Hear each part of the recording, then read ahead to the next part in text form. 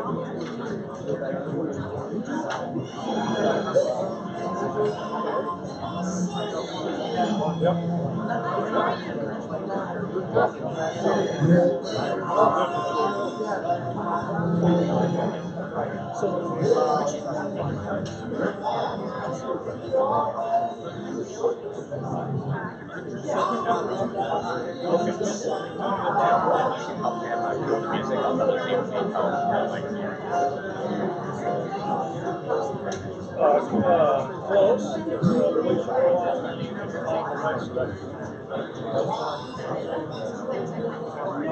It's supposed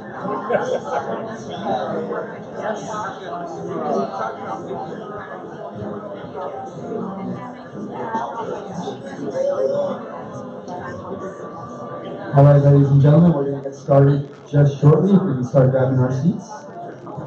Thank you very much. Start heading towards our chairs.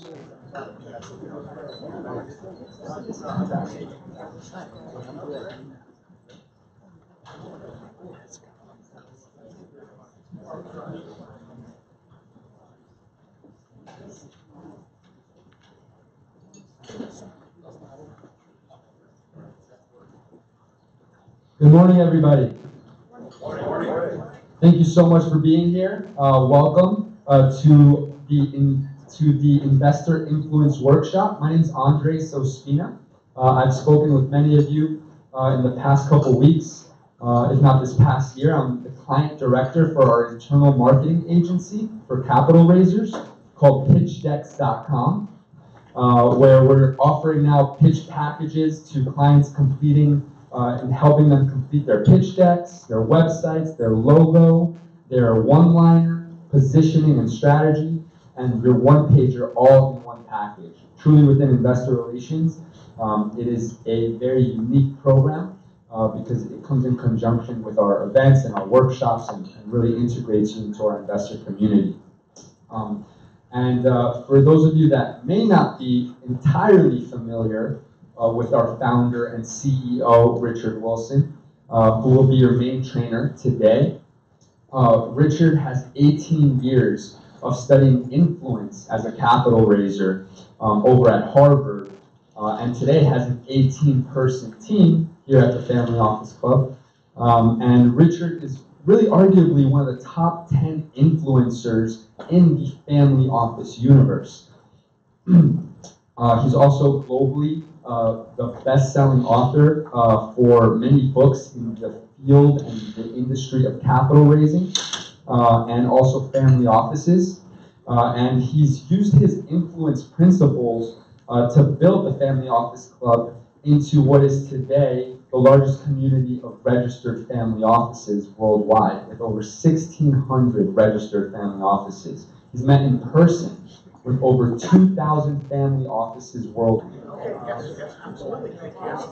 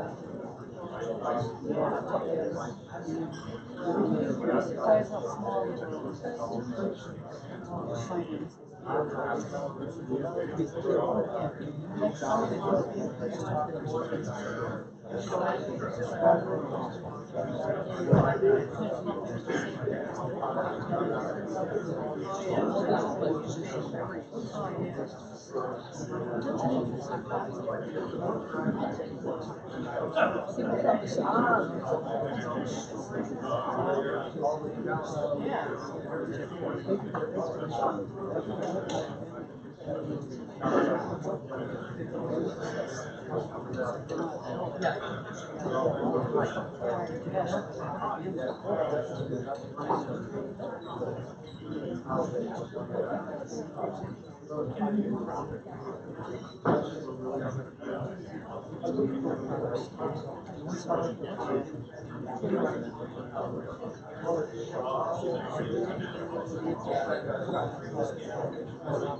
can you actually sell it? Yeah, I mean, it's typical, you know, yeah. That's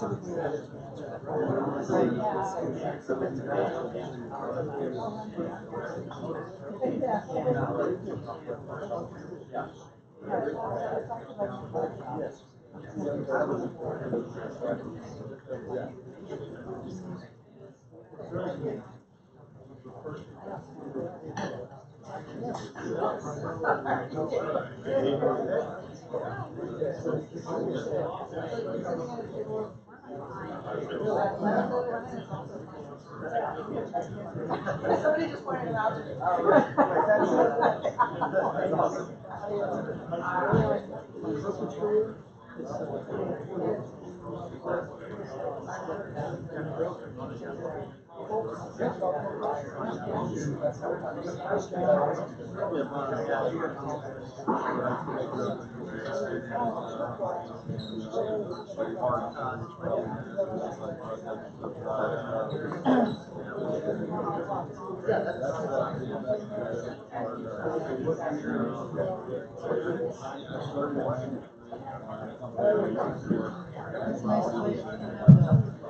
Ladies and gentlemen, we're going to be starting exactly at 1:15, and we can start getting our chairs and winding down once Richard gets into the venue. We're going to be starting in 2 minutes, and everyone can start getting to their seats. Thank you very much.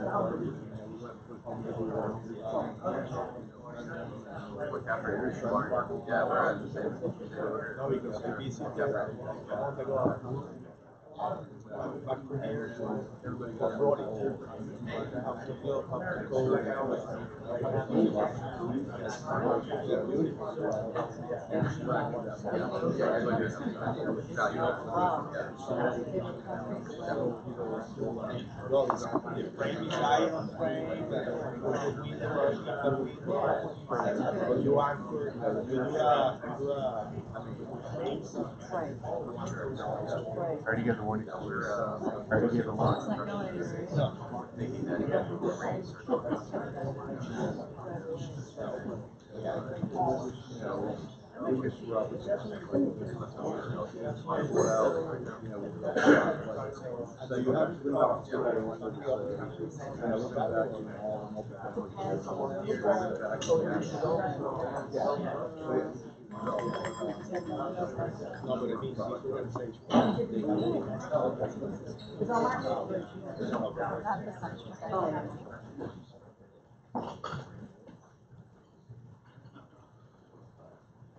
Right, so before lunch, we were talking about influencing yourself and using influence principles to change your own actions and your own output.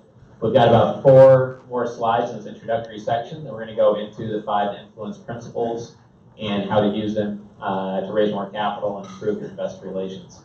So it already came up earlier today, the level of integrity you have improves your trustworthiness, improves the level of credibility you have, and the higher you are in the spectrum of having everything integrated, having a high sense of integrity, then the more effective you will be, and the more effective your persuasive strategies will be because of the integrity foundation behind it.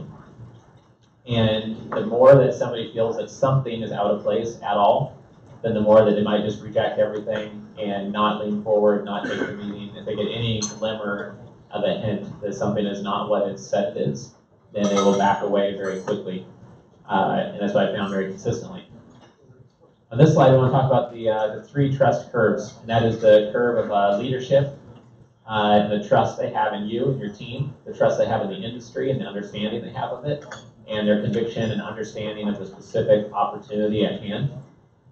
Most people raise capital first from friends and family because if you were, at an investment bank with somebody for 10 years, they might be way up this trust curve on who you are and your abilities. So even if they don't know the stem cell industry or fast casual dining, but a healthy angle on it, they might be able to get past that because they trust you so much. But after you run out of friends and family to go to and you don't have enough referrals to raise enough capital, you have to go to people who are already up the industry curve and know your industry very well. You don't have to teach them how the self-storage space works or how hospitality works. Or you go to the person who lives around the corner from the asset, they used to be on the cap table, or they're very familiar with the company as maybe a client or a customer. And now because they believe in the momentum of that company, they might be willing to invest in the actual company instead of just being a client of it. And this is important to think about when you go into a meeting when it comes to influence, because what are you trying to influence? Are you trying to get them to trust you right now, or do they already trust you and you don't need to be dialing that in? You need to choose an environment or a location that's going to move their trust up on the actual opportunity at hand? Or is it all about educating them on the industry because it'll be easy for them to come and do due diligence on the asset in person? So it's about educating them about why the industry is here to stay, why it's growing despite economic cycles, it's a good place to be in, or et cetera, whatever the attributes are of your industry.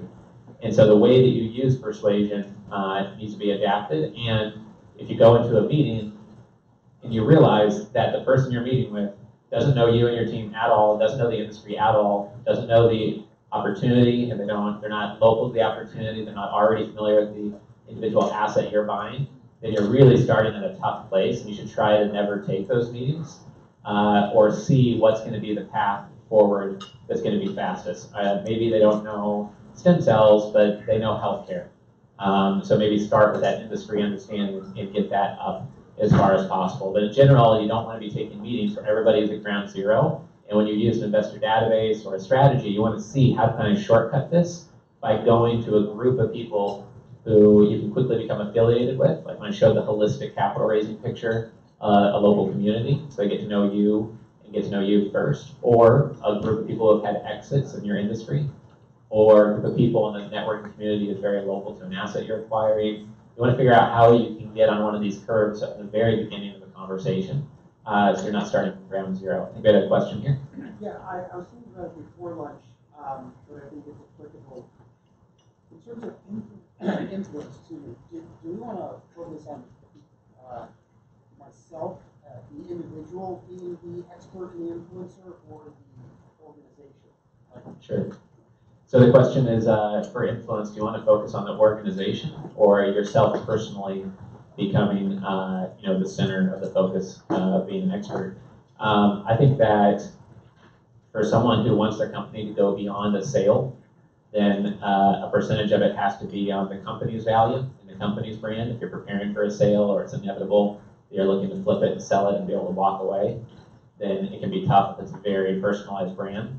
Lots of times people who have a very personalized brand can build an asset and then they can always sell it or sell part of it, and then they have another business within their business or another licensing extension of it or another monetization of it, or they might keep it as a cash cow. But the downside of having it be all about you is that your ability to sell it might be hurt, but people connect better with a real person rather than a brand. People remember faces better than they do logos, and they remember a logo image better than they do just a word. So I think part of it is about connection and momentum, and it's easier to build the influence based on the person. But if you had to choose between yourself and the company, the real answer is to focus on neither one. And I know you do have to, but the real answer is focus on the customer. And if you focus your influence on just being very genuinely helpful to the client, then that's the best focus, to be like front of your brain. But I get that, like, on the book, it has to say by Family Office Club or by Richard C. Wilson, et cetera. And I think the trade-off is the ability to sell that if that's your intent or not. I think that's pretty important. So I've had 2 or 3 people come to try to buy the Family Office Club in the last year, and the thing that they always say is, well, you know, I would have to hire someone to replace you if you did that, Richard. I said, well, I'm not looking to sell, and yeah, you're probably right short term. So that's been, I've had reminders of that lately. That's a good question. I'm glad we had a second question of the day. Does anyone else have a question about anything we've covered up to now? Yes.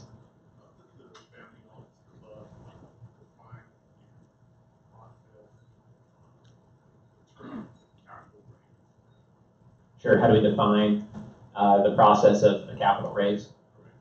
I don't know if we have like a great diagram of it here. We did in one of our past workshop presentations, but at the front end of it, we talk about the investor funnel and bringing in leads consistently using an investor funnel.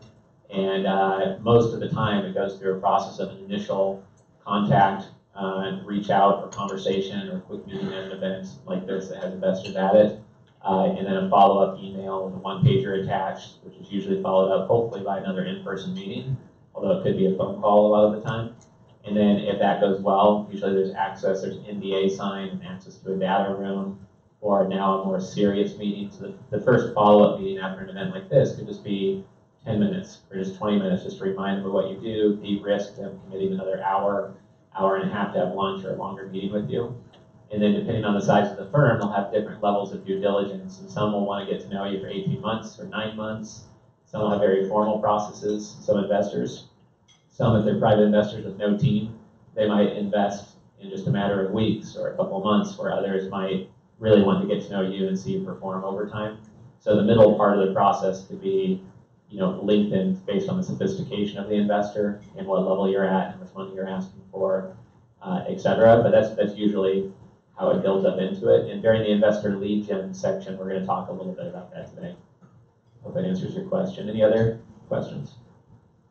And I want to point out that something came up before lunch is that you don't have to become an expert at influence because almost nobody really studies it and dials it in. And the combination of whatever field you're in, your expertise in the space of consumer products or, you know, apartment building investments, et cetera, combined with just a base level of knowledge, just 4 ideas implemented from today, combined with your expertise in your space, is what creates the connection and the productivity between the 2 things.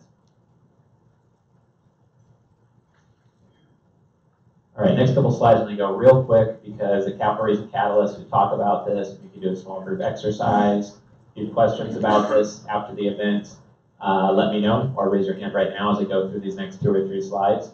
But essentially, if you know, we have a couple $billion-plus firms here in the room and 500 million plus.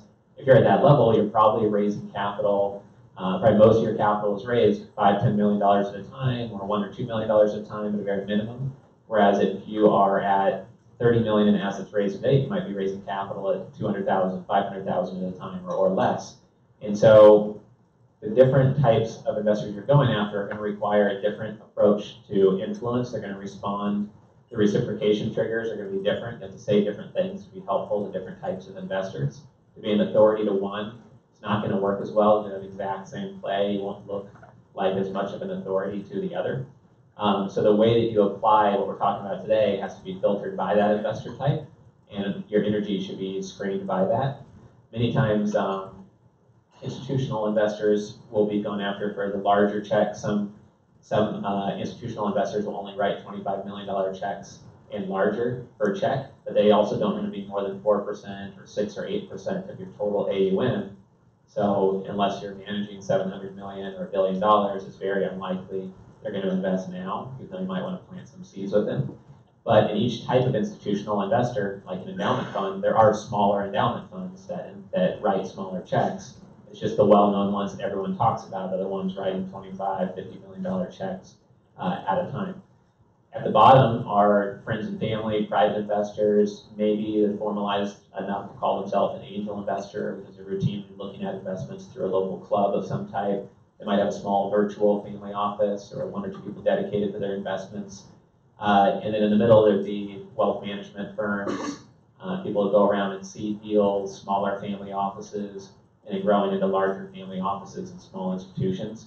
But the amount you're raising and the amount of your AUM is going to drastically change what type of investors you go to, which needs to drastically change all of your plans for raising capital. We talk about that quite a bit in our other workshop series. So again, I don't want to get stuck on it here, but we talk about how you have to be able to describe your investor focus with more detail and granularity than your competition, so you can help them in a more genuine fashion and know what their headaches are. You have to get inside the conversation in their head.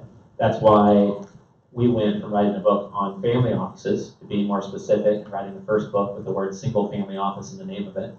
And then we realized that there's some very common troubling things and headaches and ways to lose money and lose your family members, lose the ability to talk to your family members, etc., if you don't deal with some of the headaches that come with becoming ultra wealthy. And I realized that all of my clients were always complaining about the same headaches, the same troubles. And so that's why we put together this book. And this would not be as helpful or nearly as helpful if I said, wealth migraines. Then it wouldn't be dialed in. But dealing with $100 million plus migraines is different. Likewise, institutional risk management for hedge funds or institutional allocations to infrastructure is going to have a much different audience than something when you're trying to raise capital from. Yeah, sure, great. So the question was difference of working with a single family office versus a multifamily office. So a single family office would be if you sold your real estate portfolio for $140 million, and you said, you know what, I'll keep my private banker. I like the access to fund managers, did make my money, and doing due diligence on fund managers. So I'm going to keep my private banker for that, maybe for cash management, maybe some trust services. But if you made your money in real estate, let's say like data centers or medical office plazas, then you might want to build your own team, your own family office that's going to, for you, complete all regulatory paperwork, talk to all your service providers for you, help you with bill pay, help you scout deals, conduct due diligence, negotiate deals, integrate deals, exit deals, and have a dedicated team just for you to manage your direct investments and manage all the moving pieces that touch your balance sheet. That would be a single family office. Whereas if you exited at 140 million and said, you know what, I'm tired of my private banker, trying to push products at me. I want to go to something that's more of a multi-family office where there's infrastructure and I don't have to manage a team. And but I still get more holistic service than I would get at a normal wealth management firm or a normal private bank. Then you would go to a multi-family office and might say you have to be worth 10 million or more. Some have requirements of 20 or 50, and then they will manage things for you. Only about 1% of those multifamily offices are good at helping you on the direct investment side. Most of them can't help very much in terms of practical hands-on help, but they're more holistic than a normal wealth management firm. So it's supposed to be more full balance sheet. Why would they get involved in the investments? Multifamily offices, oftentimes they're just not equipped experience-wise, or they don't know how to leverage it across their client base. So if you have 150 clients that are all worth 10 million to 50 million, and you research a fund manager and it gets on the fund platform, or you just plug and play in some incredible fund platform, then you can scale that solution that you just plugged into, or that manager you due diligence across your 150 clients. But if you want to buy a medical plaza up in Boca Raton, and you come to your multifamily office and say, hey, I want to buy this medical plaza, I'm pretty confident about the valuation. You guys help me conduct due diligence, go visit it with me, negotiate it for me, etc. That's more of an investment banker skill set or a CRE valuation, due diligence skill set. And most people running multifamily offices are past wealth managers, wealth advisors, or CPAs. Most of them are not past investment bankers. Almost none of them have ever worked in deal origination to get deal flow for family members. So the struggle is their DNA, their background is usually not that, and they usually don't hire that onto the team. And it's hard to scale that. So if they spend all that time driving up the boat to look at allow 10 of your other clients to co-invest in that plaza with you, they just spend all their time on one client. It's not scalable across the 150. What if the multifamily office was really big? Maybe they exist really big and their clients were really big. Big enough to have their own. Right. The office feel better having Right. Would that be any different?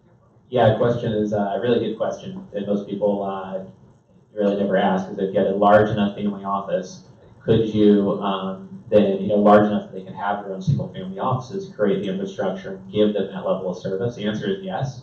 It's less than 1% of the industry does that right now, but I think that's part of the future of the family office industry. The multifamily offices have to do that.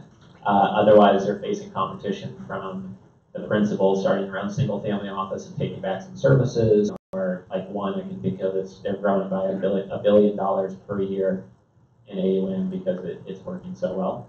So I think that what you asked is really smart interpretation that almost nobody's talking about. And in Chicago, when we did the Catalyst workshop, I went out at lunchtime and I recorded a video on how almost every multifamily office is failing anybody that's worth 50 million or more, or even 25, 30 per site. And I think it's a problem in the industry. So it's a really good question. Anyone else have one?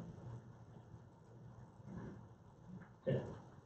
So you should have an investor avatar. You should know what investor you're trying to influence, who you're trying to attract. And the cheating answer that doesn't help is to say private investors or ultra wealthy. The more specific you are, the more helped you'll be. It's easier to get a list of dentists who own their own practice than it is high net worth investors. You can't really cater your language to the sophistication level of high net worth. It's not going to be very helpful. So you're just helping yourself the more specific you are, and then you'll learn quickly if it was a good focus or not. You can always change it if you don't get great productivity. The reason why we have this introductory stage that's going to be important in this next section. The next 2 slides I'm going to go through real quick. If you don't analyze what investor you're going after, you're held back. If you don't analyze exactly what you stand for as well, you are held back. They've shown that those who give a gift or give something that's not only unexpected but personally helpful, specifically helpful to your situation, enacts a much higher sense of reciprocity. And if you are positioned as a person on the beach, meaning long, short hedge fund, lower middle market, private equity group, multifamily apartment building, we buy B properties and we upgrade from 15K a door to B plus A minus properties, that's this. But if you find a unique position where you're one of 2 or 3, at least locally doing something, then you can do much better, and everything you say can be more influential because you are talking to and providing resources that people can tap into, and it's designed just for that individual that you're targeting most. And that's really key to influence. Even though we don't talk about this at the other workshop really, you can't do a lot of the things. It'll be hard to think of like, what should I create that's going to be helpful to a high net worth individual? That's like an unnamed thing. So you have to really name it and frame it to make progress. Richard? Yes, a couple questions. Go ahead. No, this is just to build on Jonathan's question. So, and I just want to make sure I understood correctly. So you were saying that it's quite difficult to pitch into multifamily offices as opposed to a single family. I'm saying because they're not doing a lot of it. Yeah. So basically the question is it hard to pitch into multifamily offices instead of single? It can be difficult, whether they do direct investments or not, pitch into them because they're kind of guardians of the family. Okay. It might be hard for them to monetize work with you, but if you just get one multifamily office converted, it might get you into 50 families out of 150. Yeah. So I know one member of the Family Office Club has done sort of a joint venture, and one sleeve of their investment management firm is partnered with a wealth management firm. And they've raised over $75 million through that joint venture, and they just keep on bringing new investors in there. And it can be a joint venture, a co-GP type relationship, et cetera. But just winning over a couple is can be worth quite a lot. And so your avatar is going to be the multifamily guy that you're pitching to, or is it going to be the guy, the people they're serving? I think that your investor avatar, if you want to go after multifamily offices, would be the multifamily office, but it would be most effective if it was appealing to them to get in and get momentum. But because of the clients that they represent, you've also taken that into consideration. Obviously, it can be a big conflict there. But if you win them over and they're able to push it down, whether they're trusting the state attorney, a CPA, or a multifamily office, it can be a point of great influence. And the great thing about having a laser focus like this is that if somebody gets what you do immediately and you're very clear and articulate about what you do, you can get referrals before somebody's even become a client with you. We had a referral from someone in Key Biscayne that just helped somebody sell a business for $175 million, and they referred them over to start their family office with us. And it was just somebody that I met because this kid's in my daughter's kindergarten class at the school here, and they've never done business with us directly yet. They came to the Super Summit, I guess, so they kind of did, but they haven't engaged us for that service, and they still referred us because a very specific sandbox to be playing in. Yeah. Any other questions regarding that? No? Okay. Yeah, actually. Oh, sorry. So this actually just goes to what you had said before, like once you have defined your avatar, and what you said that to create something of high value to them, to Right. gift them something of high value so that it'll trigger reciprocity. Are there any good examples of that you can share? Because I'm just trying to Sure. understand what. Yeah, for sure. So the question was, when you have your investor avatar, find something to gift to them, to give to them, to be helpful to them, so that you can create a sense of reciprocity. And we'll get to a scientific study or two in a minute, but just a quick example to make it really practical. So people do educational workshops. There's a couple Family Office Club members that do like mortgage note workshops. They'll teach people how to do mortgage note investing. And inevitably in the audience there'll be some people that come because they want to try to do it their own. And they hear how deep it goes and they say, yeah, I'm not going to do this all myself. You know, I need some help. And that goes with a lot of investment niches. And you can find people online, as long as you do it in a compliance-friendly way, they're always looking for how to invest in real estate, how to invest in, you know, businesses, etc. So a live workshop could be something that you do. A white paper, a benchmark survey, a study. We're going to have an educational email go out this week that uses the graphs that you just saw where we surveyed the audience here.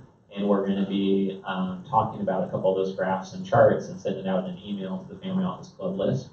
We also will do things like interview $100 million plus families and then give away those interviews and insights to our list to attract more family offices. Giving talks at other people's events can be a good thing to do to give away value. We put together a data room on centimillionaires.com. We give away 50 questions. There's a quiz you can take and it grades the evolution of your family office. We also have in there a governance worksheet, a direct investment worksheet. Those are all examples of things you can give away. And then the only thing is that you just have to figure out for your niche how to interpret that and just steal everything I'm doing, but adapt it to self-storage. Or steal everything I'm doing and adapt it to the area that you're in and in the order that it makes sense to be implementing it. Yeah, hope that helps. And then, yeah, I'll get to a couple studies in a minute here. You want to make sure you're very high conviction in what you decide to focus on for the investor avatar and the sandbox, hopefully so that you're so certain about it, you want to spend the next decade or so reaching that, because you know once you reach that, the rewards will be there. It has to intuitively, gut feeling, be something you're very confident in, or it just won't be worth doing all the work of digging into influence and setting up the environment and influencing yourself to get there. For me, it was helping people start a family office and owning that sandbox, how to start a family office, and then the centimillionaire space more recently.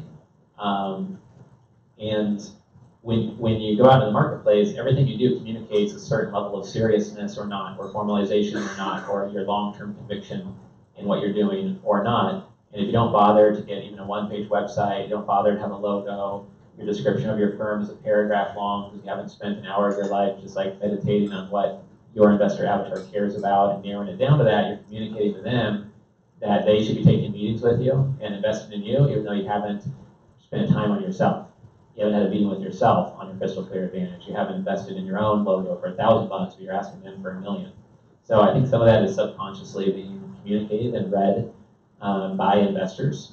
And there's a story, I think it's the Dalai Lama, otherwise it's Gandhi, I forget which one to be honest, and I tried looking it up and couldn't find it.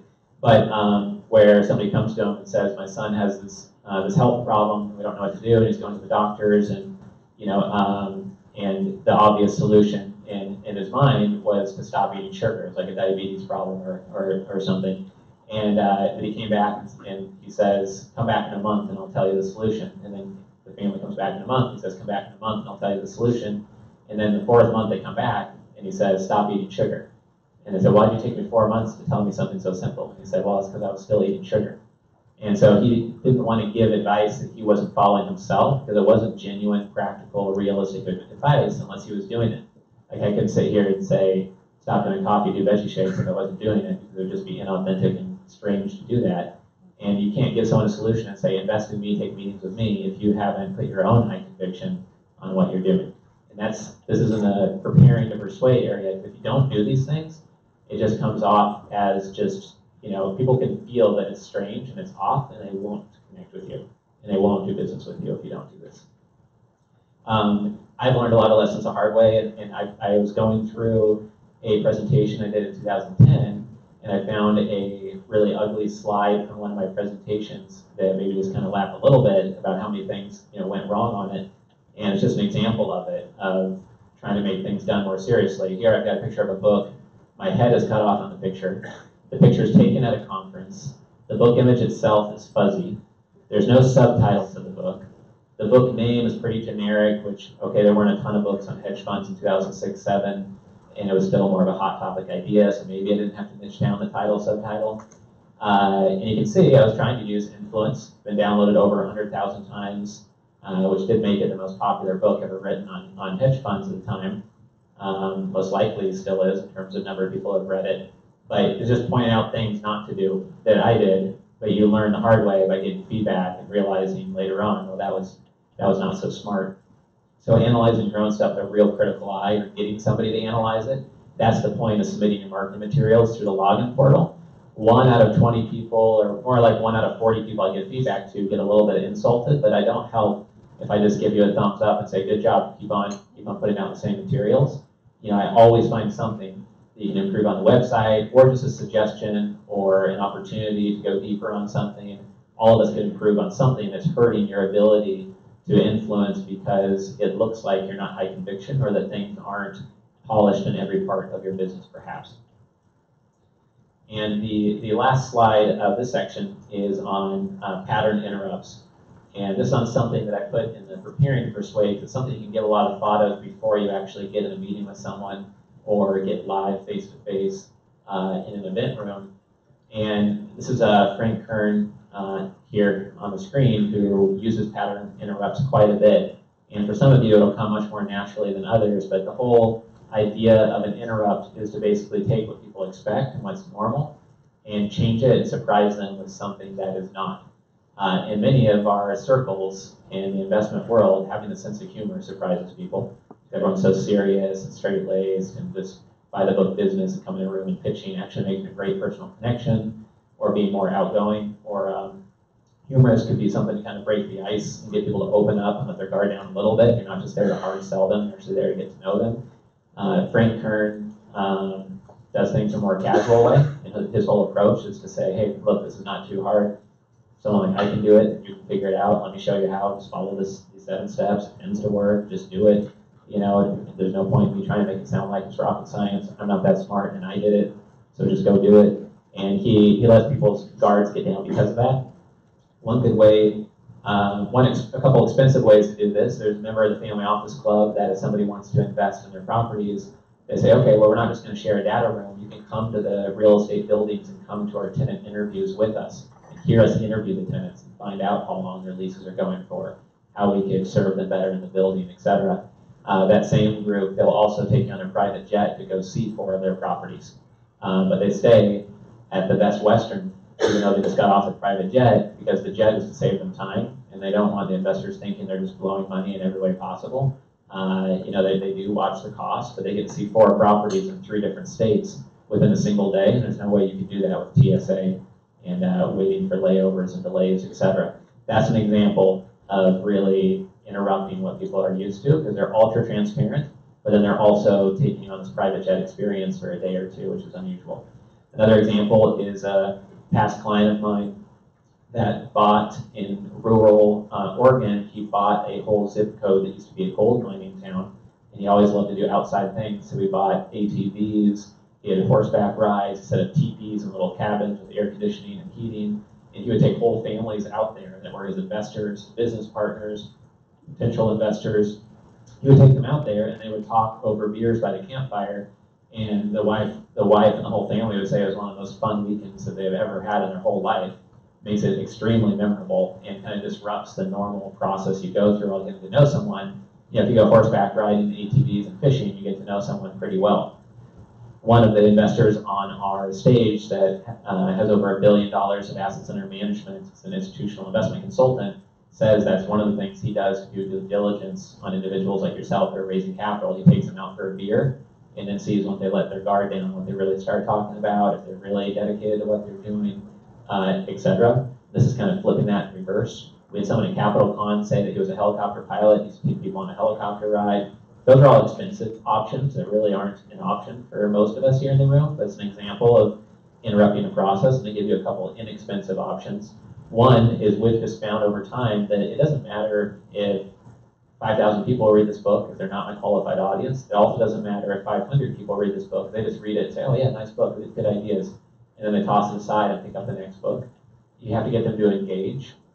What I found is that they engage the most when you customize what you're giving to them to be specific to their needs, and far more than they expected. So we try to get $1,000 worth of value into this $3 book because we have 4-hour-long webinars in here. We'll have 10 videos. We'll have a webinar with a data room area. So we've put 100 hours of work into the extra resources, and they thought they're just getting a $3 book, and it went much deeper than that. And then the ROI is the relationship and the engagement you get because of that. And that's something we've learned the hard way, putting our phone number, email at the top of every page, having reasons to go to the website, reasons to opt in, reasons to text us about starting their family office or reach out and email us, etc.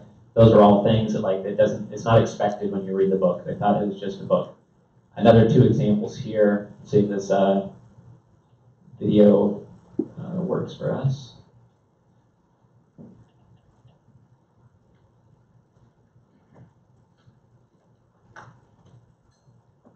Click the middle button.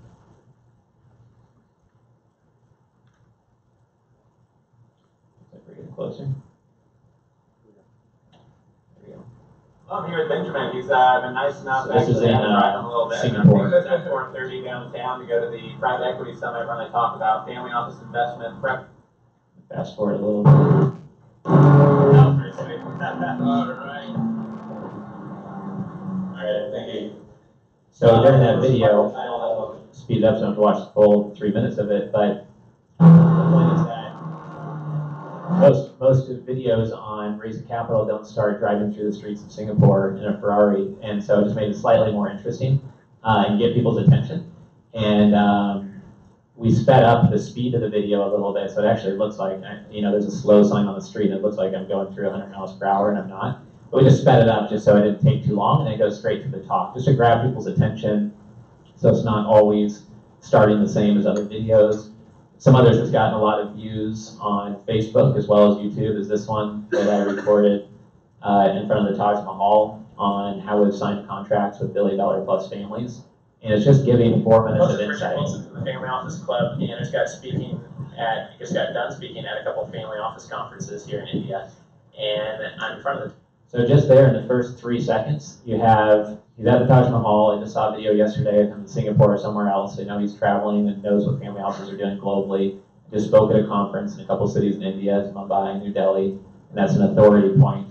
And then just the consistency of putting out the videos and putting out the value shows a high conviction in the space and the reciprocity. You're giving away free value in the video, and the fact that it's the Taj Mahal makes you say, what is this guy doing in front of the Taj Mahal? And you listen a little bit more likely to at least see what that first 10 seconds or 30 seconds is all about. Taj Mahal here today, as you can see behind me.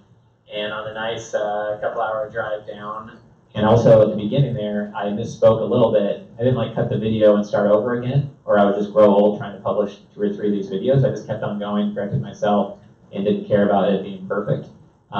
Again, if you want your videos to be perfect in a white studio and perfect sound and perfect everything, then you're going to create probably 1 video per year, while I'm creating 20 videos or 40 videos a year. So you can run circles around your competition if you just make it so that it is good enough that it's providing the value and it's focused that way instead of being perfect production quality.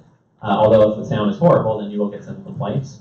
But it's better to have some complaints and get the content out there that's legitimately helpful than never get it out there because you're worried about production issues, I've found.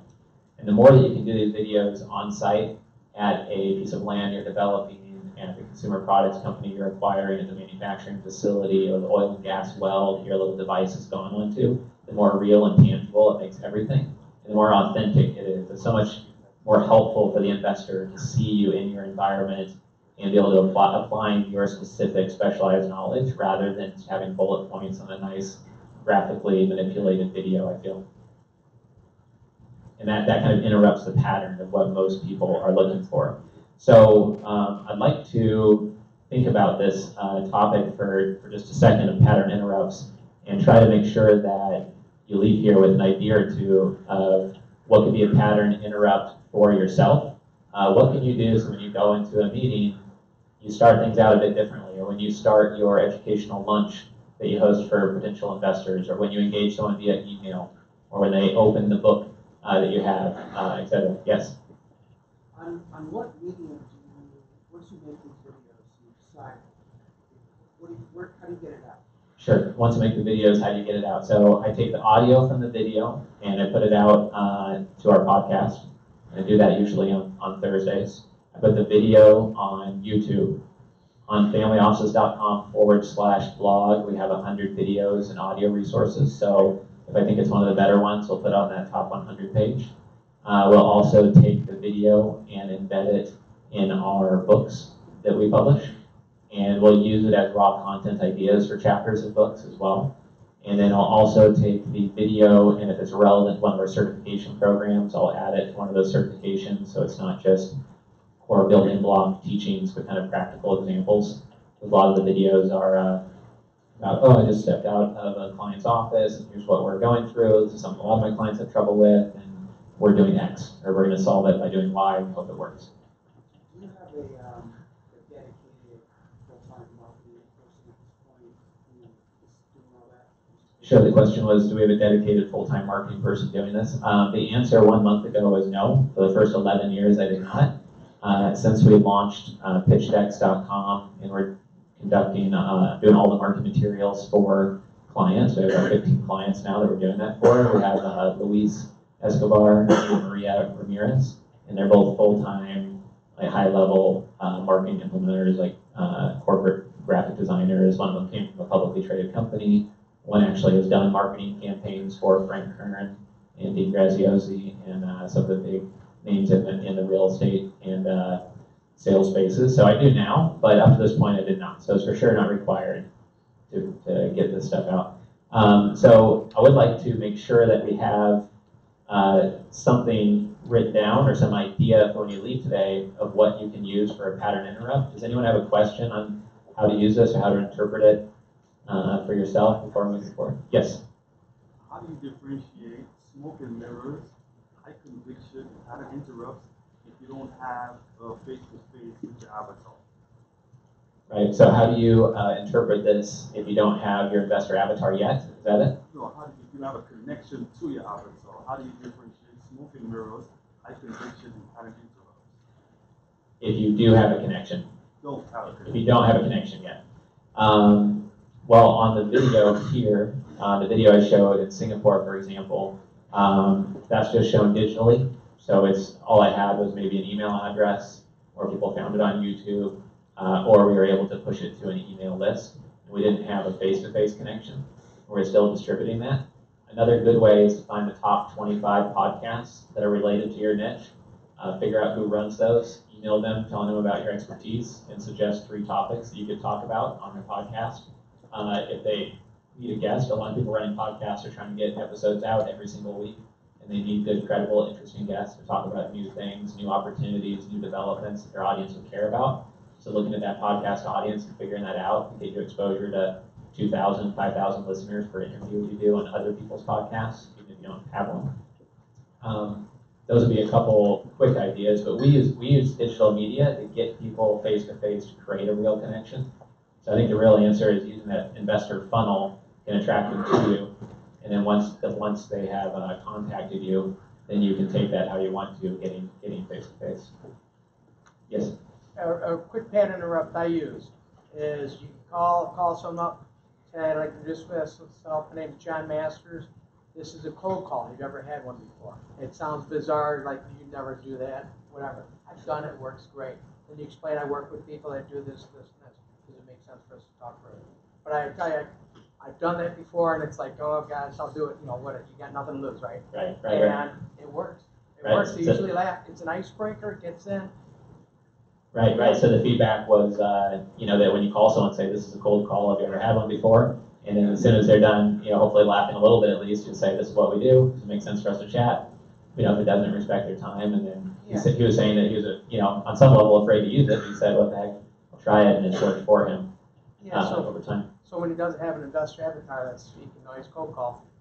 Right, yeah. Finding ways, definitely that's, some of these strategies are harder for some of us to implement than others. A lot of us don't, want to pick up the phone and call, and a lot of us don't want to do the speaking that Clint talked about, and a lot of us don't want to do the writing, but you need something to help you break through and make those new connections. You have to figure out something that's natural for you to implement from what we're talking about here today. So the other thing I want to mention is just that Frank Kern, from just 3 pattern interrupt videos that he put out and marketing campaigns he put out, brought in about $15 million worth of revenue.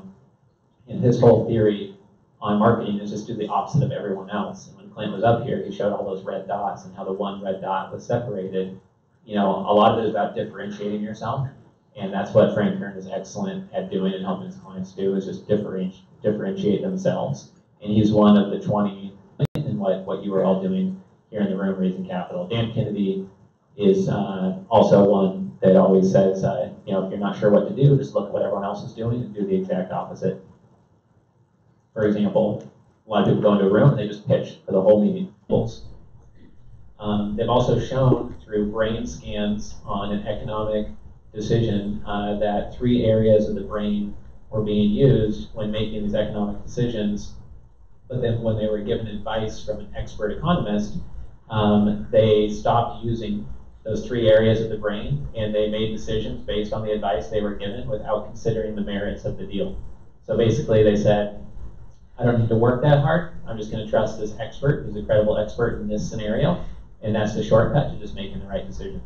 So if you like this stuff, there are hundreds and hundreds of studies that will drive this point home, and we could spend all day going over the statistics. It's more important to figure out how to apply it and actually use it, and hopefully convince you enough that this is true and this does work, and then focus most of our energy on applying it. And those of you who are hyper skeptical, there's studies here, and I can show you the exact books too. By having expertise and trustworthiness, then you can go a long ways. There's a quote by Peter Uberoth, who is the MLB commissioner for 6 years, and he says, authority is 20% given and 80% taken, so go take it. And I think that is an important point because a lot of us are not used to doing some of the things that take building authority. It's not something we're comfortable with, but you just have to go out there and do it and build that muscle, because the growth is going to always be outside something that you're comfortable with. And I was reading a book the other day, and it talked about high commitments, low attachment. Like, you're very committed to reaching your sandbox or reaching your goal, to helping your investor set, but if something doesn't go real well, and I only need to work with 100 of them out of 40,000, and I'm good. So if I make 1 or 2 upset by me sharing information or me driving in a car while I record a video, I'll take it into consideration, but honestly I don't care at all, because I know I get way more feedback. Oh, that was really helpful. Or like one family just came down to the Ritz-Carlton and spent a day and a half with us, said that they read this book for $8 and they got the exact same advice they got by flying to Chicago, and they spent $20,000 on a workshop on this topic. So they came down and wanted to talk because of that. So as long as the majority of advice is positive, you really have to not care that people are going to nitpick or say, who are you to do this? Or you might just be imagining that they're saying that, even though they don't say it out loud to you. I'm going to move on to the next section in just a second here. And before we do that, I just want to see if anyone have questions on any of these core principles: reciprocity, scarcity, similarity or liking, consistency, social proof, or how to use them. I really don't want to go through this too quickly and have anyone think that, oh, there's no way for you to use this. Yes? I asked this question because I saw like 50% haven't raised really in the last 12 months. So what's your recommendation for those starting out? I know you mentioned one thing, which was you just became an expert in other people's information. How else would you build these things when you're starting out? Sure, so the question is, if you're just starting out, what's some of the first practical things? Get your sandbox defined by asking lots of questions first, and you're learning to adopt and consistently use models that you know work well. Then the more you can make those regular and routine, And the more you can mature those to be advanced and dialed into who you are, where you're trying to go, and who you're serving, then the more robust the whole platform becomes because of those models. And Evan Pagan talked about that in his book, and then I remember hearing about that in Munger's book, and I read about some of the models he talks about there. And I'm trying to document the 100 models that I use to operate on, and I don't have all those documented yet, but I think it's just such a powerful idea to think about that and think about how to customize those. And it can just be little processes or little habits or little follow-ups or ways that you get meetings or ways that you close deals or ways that you prepare to meet somebody who's going to become an investor or something. So I hope that answers your question, but I'm actually not super familiar with his work there, even though I've heard a lot about it. Any other questions? Yes? Yeah, on the reciprocity, maybe make an easier example for some people to understand. When I studied with Cialdini, he always said get the subconscious IOU. And what that means is when something as simple as you hold a door open for someone, hey, thank you very much, no problem, you do the same for me. And you know, whether it's lowering a price, sending something, whatever, it's amazing. It sounds stupid. My friends know me, but they hear me do this, like, oh my God, there he goes again. They see it work. Right, it's a good point. So basically it's saying very simple, when you open a door for someone, they automatically say thank you. That's the thing about all these principles. They automatically work on the other people almost all of the time, as long as you have integrity and genuine authenticity and doing it for the right reason. And most of them subconsciously work. And it's scientifically proven that all of us are horrible at explaining why we did things. We think we did them because of X, but really it's because of what happened right before X. Or it's what happened in the background, or it's what happened at breakfast before that day happened. So a lot of us don't know why we do some of the things we do, or the full real reason, because these things are affecting us all over the place. So yeah, I think that's a good example. The second part of what you said was, oh yeah, you're welcome, of course, you do the same for me, and basically create like an IOU in the other person's mind. And I think as long as you don't sound like the Godfather while doing it, then it's a great thing to do. Yeah. And many times that's why I get excited about using digital media to create reciprocity, because you're scaling the reciprocity across thousands of people at a single time. You're creating these little IOUs or these little positioning authority seeds that you're planting across even just 500 people you're communicating with can really blossom into something that's valuable over the long term. That was great. Any other examples of using any of these principles or questions? This really is what our whole business is built on, and why we're able to survive and continue to grow quickly is because of all these principles. That's why I like talking about it. Okay. We have next section here to get to, which is the scarce authority. So this concept is something that I've never heard anyone talk about in influence literature or at any conference or in any book. And it's something that came out while doing some of my thesis work. And I just realized that if I was going to focus on one principle, that authority would be the most important just to really nail. Because if you nail it, comes into play. And you become such an authority that a tightly defined, I don't know anyone else that can go to who knows stem cells as well as you. We're giving away things. Value to your investor avatar. And if you want to use similarity and liking that, or disregard that, that was right now, but we all do it. They've shown the mission. One example of that from more so like 15 years ago, and more so than Netflix, Hulu, etc. But Tony Robbins was such a not that he was highly sought out, one of the most sought out people on planet Earth for speaking, for leadership, coaching, and self-improvement. Trustworthy component. If people do not trust you, you'll have zero credibility. And that's where integrity comes back. This picture of Joe Polish, the cartoon Winnie the Pooh, which I made the mistake of reading off in Tokyo, and it turns out Winnie the Pooh is not a very familiar cartoon character in Tokyo. Their emails or investment process is really committed. There's no way backfire of this principle to warn you against. I read a book recently. It was a really well-acclaimed book, and people told me it was an amazing book here, and we're going to do a small group exercise. So the benefits be attractive in emailing, cold calling you, just like the examples I gave at the start of the day. You're going to reverse the flow, and instead of spending all your energy chasing, you're going to be spending energy getting others to be chasing and coming at you. It'll make you a genuine expert, and you'll expand your network naturally by following this strategy. And there's no way to do this consistently execute on it. Jeffrey Gitomer gave me the strategy. He said if you give away value to someone who can say yes to you once a week, in 1 or 2 years you'll be a local expert, in 3 to 4 years you'll be a regional expert, and in 4 to 7 years, or 5 to 7 years, he said, you'll be a global expert. And when I read that back in 2001, I told myself that's what I'm going to do, and I didn't even know the family office space really existed back then.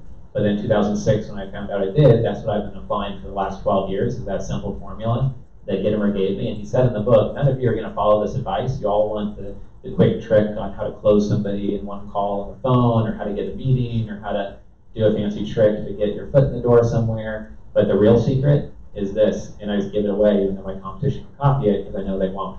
And so that's really at the crux of what we're talking about here.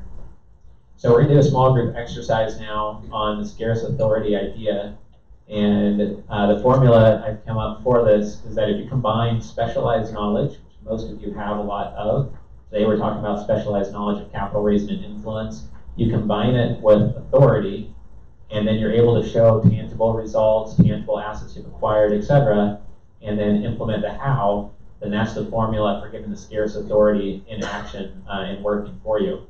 It's 2:57 right now. I'd like you to introduce yourself to someone you did not come here with, and then we're going to start up in 5 minutes at 3:02. If you need a quick coffee, it looks like there's desserts back there. Feel free to grab one, but please introduce yourself to someone you did not come here with, and just talk about how you're going to apply scarce authority or one of the 5 principles we just talked about to your capital raising processes.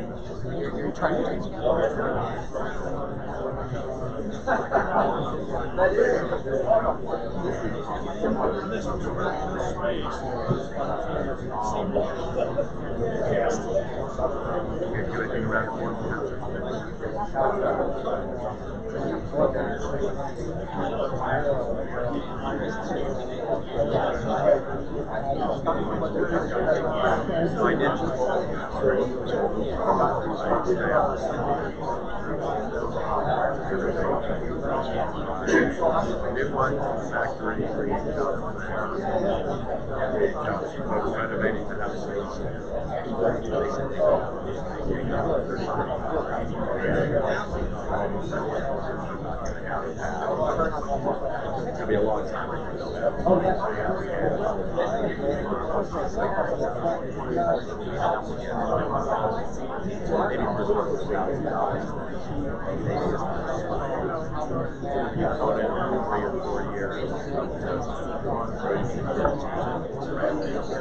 There's no 30-year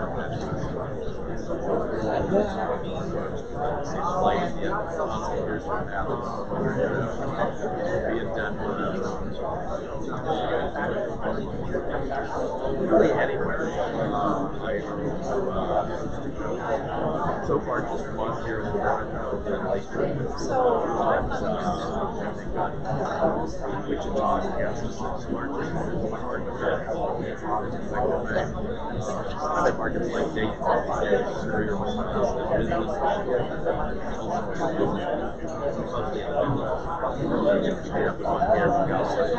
All right, just 2 more minutes and we'll get started again. Those are our 3 coastal, but mostly we've got 85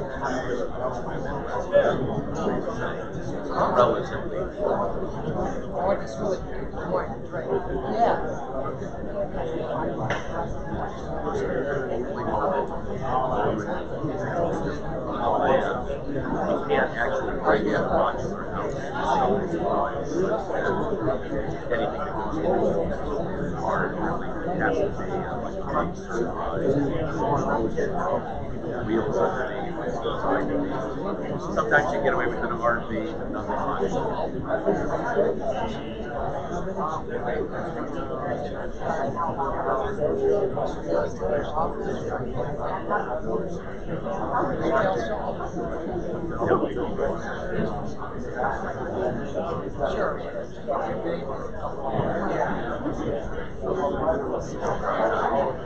San Francisco.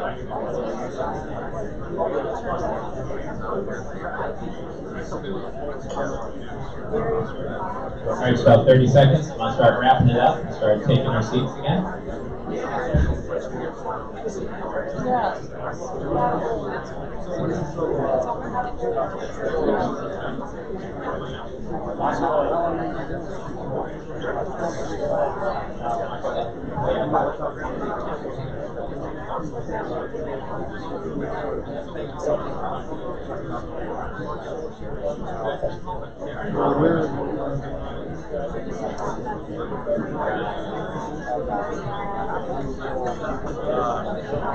Doing an investor dinner, travel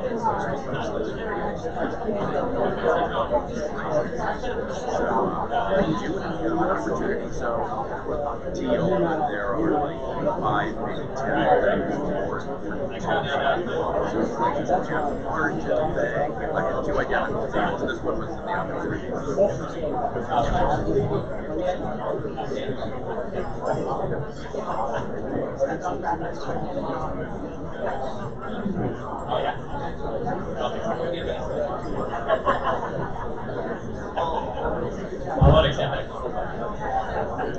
All right, let's go ahead and get started again. Everyone can take their seats. I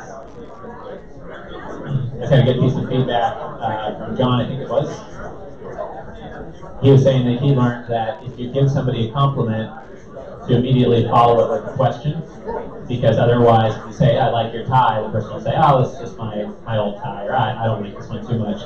Whereas if you say, oh, I like your tie, do you wear yellow often, or is that a new tie? You ask the question right away, and so to deflect the compliment, because people know subconsciously if they accept that compliment, they owe you one in return, and now they're searching for something to say in return. They feel indebted on some subconscious level to you for saying that. I hope that I hope all of you are finding the content here helpful. We're going to go through many more examples. Try to do a balance of mentioning some of the statistics I have written down here for you with practical examples. But at any time, if you have no idea how to use something we're talking about, please raise your hand so that we can address it. I was reminded on this slide of a quote by Dan Sullivan about specialized knowledge. He said that there is specialized knowledge and worthless knowledge. Those are the only 2 types in the world. Either what you know is very specialized, very helpful to something very specific, or it's completely worthless. No one cares that you know who won the Super Bowl. No one cares that you know something that anyone can look up or that everybody's familiar with. It doesn't hold any value at all, which is an interesting way to think about it. This is a slide you'll recognize if you've been to the Catalyst workshop, but I want to point it out from a sense of influence of all the different things going on here. Being able to say with the #1 most visited website means that lots of other people are visiting it, and that is social proof. Saying we're #1 in something instantly boosts your authority, and you can say you're #1 and actually defend it with a genuine statistic, which tends to be important if you're in a regulated industry. Someone might ask you for that statistic one day, which have had happen to me, and then I provided them all the statistics, and I said, okay, I guess you can say that. #1 largest association is an authority aspect. That's selling both reciprocation, but also social proof.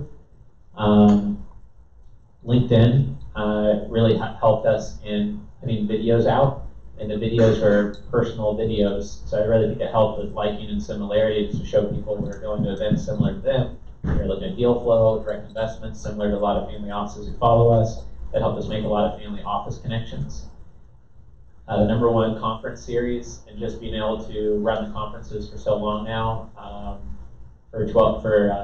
been running the Family Office Club for 12 years is the consistency part. I mentioned at the start of the day, doing 107 events.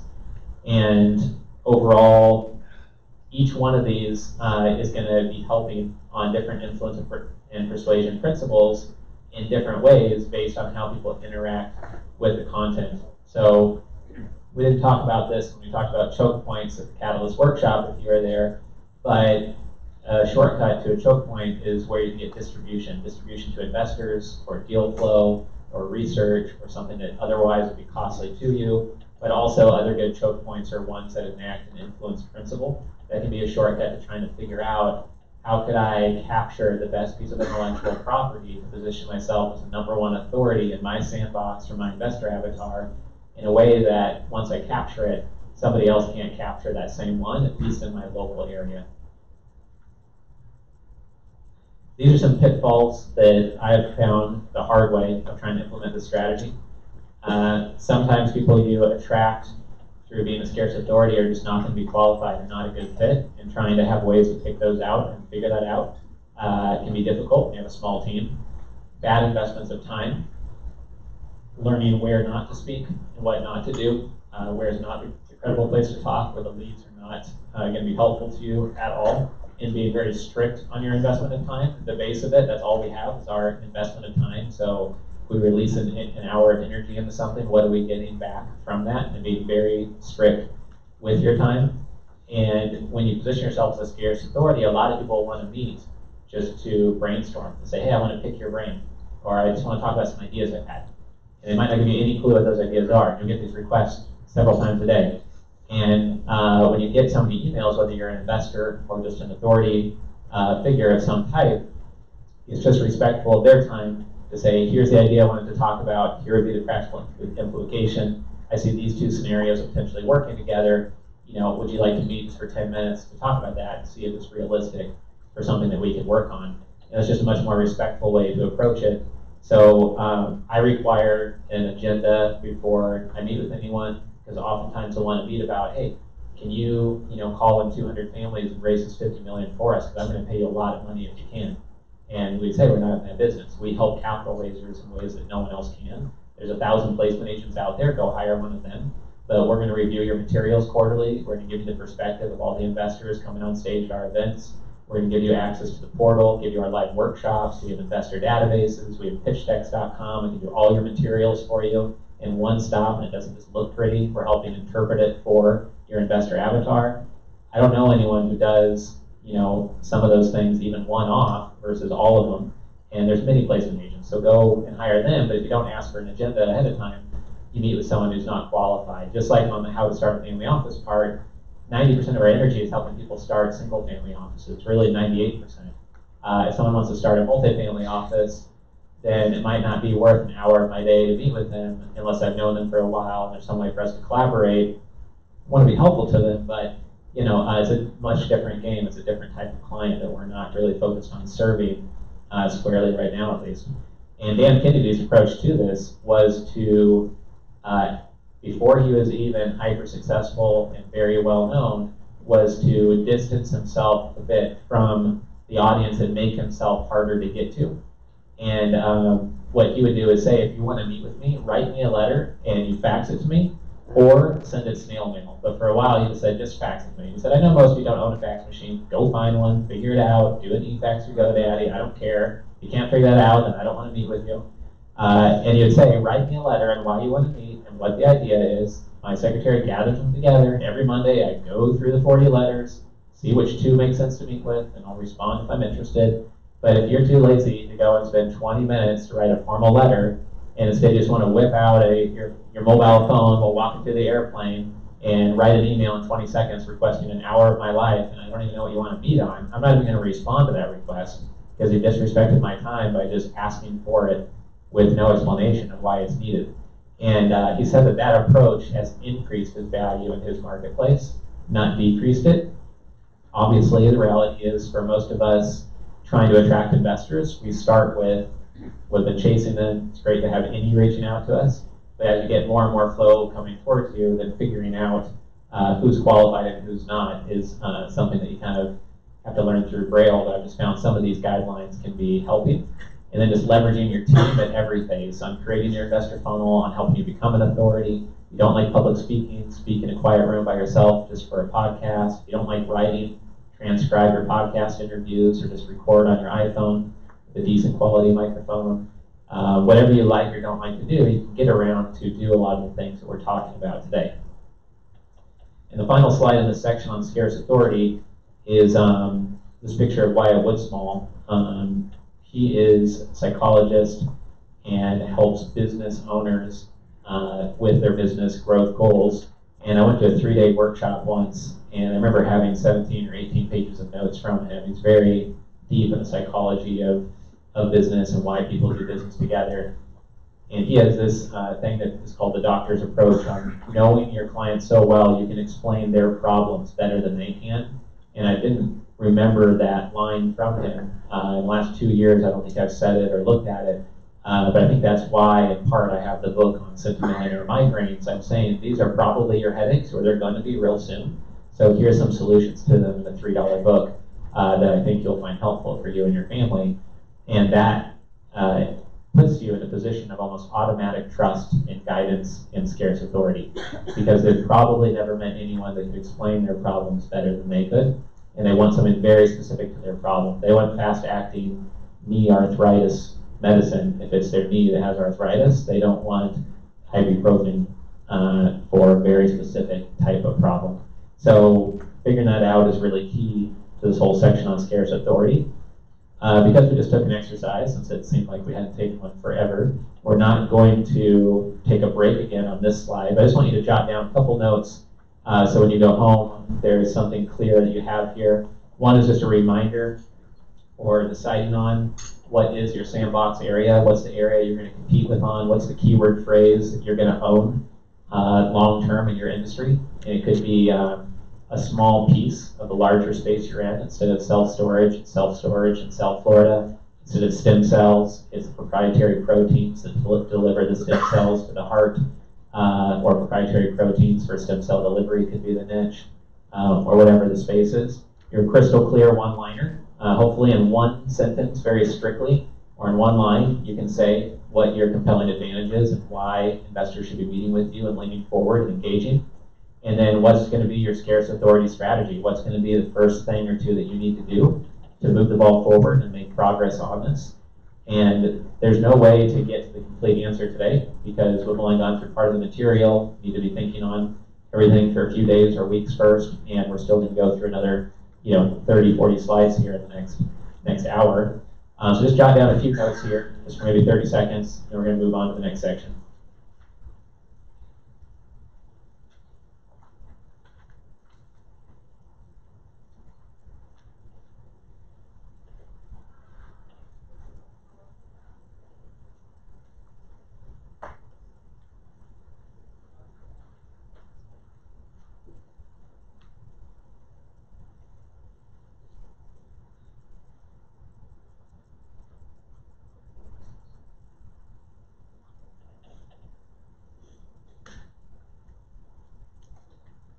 As we wrap that up, just a few draft notes, maybe it's something you can do after the workshop.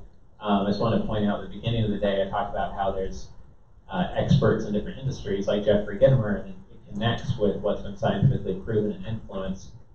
One of the best books ever written on branding is called The 22 Immutable Laws of Branding by Al Ries and Laura Ries, his daughter. And Al Ries is one of the smartest, most recognized marketing experts globally on branding. And what's most interesting about this book is that he has 22 immutable laws, but really the theme through all of them is you have to stand for one thing in the marketplace and dial it in for one demographic. And if you want to have superior branding, whether it's laundry detergent or a hedge fund or an operating business that is attracting clients and raising capital, dialing it in for one group is what's going to make it most effective. And we can see how that is through the influence principles, because how you have something similar, or how you make it more likely you have things in common with people, gets easier when you focus. You can become the authority and know where your prospects are gathering when you have focus. And everything becomes more simple and implementable when you follow their ideas and their guidance on that topic. Any questions before we move on? Okay. So one thing I found is just that influence and persuasion a lot of it at least is about the interpersonal reactions and what you say and how you interact with other individuals, how you speak to them, how they perceive what's said about you. But a lot of it really is about getting that lead in the door in the first place, or you can't really have an influential meeting or a meeting go well. So we're going to talk about that within this section. There's a little bit of overlap here with our Catalyst workshop, which is good. It'll reinforce some points. But I'm going to move pretty quickly through the content because I for sure don't want to bore anybody who is, been very familiar with that content by just being at that workshop. But first off is that when you go to a prospect, if you imagine an equivalent story might be going to somebody's house and you sit down and you say, would you like to buy X? Would you like to buy this lawnmower? Would you like to buy this box of cookies? Would you like to invest in Y? And you're asking them to do something that's basically a sales pitch, then they're going to have to think about it. They're kind of on their heels a little bit. And even if they do want it, they do have to process and think. Whereas if you walked in and said, would you like one of these warm chocolate chip cookies? Although these look like, 4-month-old cold cookies here, but like a warm chocolate chip cookie that looks appealing, then they'll reach out and they'll grab it. And you have to figure out what is that warm chocolate chip cookie for your prospect. What do they want? What do they automatically reach out to and grab because they're attracted to it? And the point is, if you don't have something that people are attracted to and their first interaction is you trying to pitch them or sell them, then it's not going to go well and your rate of response is going to be very low. So if you're reaching out to individuals locally to meet and you're not already finding something in common at an event, they didn't already hear you speak and come towards you for your expertise, then you need to break the ice through figuring out what it is that you can offer them where they're compelled to reach out and grab it. That's why we focus so much on thought leadership, because the most sophisticated, busy investors who are highly sought after, they don't return anyone's phone call or respond to anyone's email unless it really hits them between the eyes with value, looks really unique, or comes through a referral, or is local to them and is what they've been looking for, it solves a headache they have. And most of the stuff that they get don't do those things. So they just can't respond to everything coming in. So they naturally have to use shortcuts to figure out who to rely on in terms of investing their time. Dean Jackson has a saying that a compelling offer is worth 10 times more than a convincing argument. And that's the point of trying to figure out what this is for your investor set, because you will influence them in terms of they're much more likely to respond by enacting reciprocation first, not just to get a thank you later or just to get them to help you later, but just to get them to respond at all, even more importantly, and have any interaction. You have to be doing that. It doesn't matter if you've got some great bullet points on why they should buy. Approaching them with, hey, you should buy, or would you like to buy? Would you like to invest? Would you like to allocate? Is not the right way to start the relationship. One of the very first slides was that you need roads to get there, not you do not need roads to get there. Like in Back to the Future, they said. And the reason I had that there is you need the relationship to be there. So you have to start with this to get to the actual sales pitch, because no one cares that you have an engine that's better than Ferrari's engine if your seats are made of plastic and there's no air conditioning and it's not going to get you to the destination. No one cares about your IRR. They care about the context of who you are, your expertise, about the downside risk, about the consistency of what you've been doing, what makes you different, and how you're solving problems for them and helping them get access to something unique. That's what they care about. So that's the difference between a compelling offer and a convincing argument, and why one is so much better to have than the other. This whole section is about investor lead generation, just getting that initial momentum in the marketplace. This is the first component. The other one is moving the free line, as I mentioned earlier, from Evan Pagan, figuring out how you can, now that you've dialed in some of what the investor wants, get more variations of that out there and to a higher volume of individuals.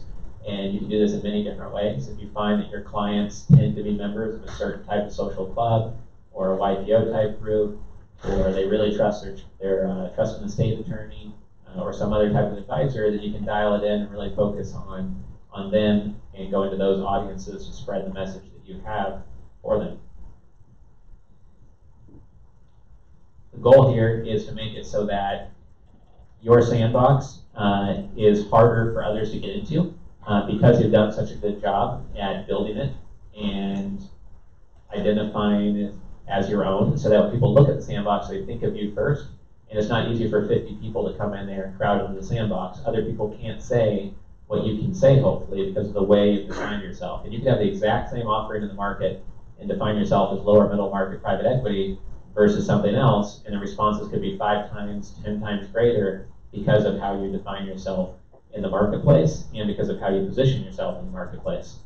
And there's a saying that professionals do it with a headache, meaning that like sometimes it might not feel like putting in the work to do something or going the extra mile to do it, but that's why you have to only be allocating time to things you know that you can make a lot of return on for your time and energy and money, also fit your background, and also you're going to have a unique competitive edge on it and you're passionate about it.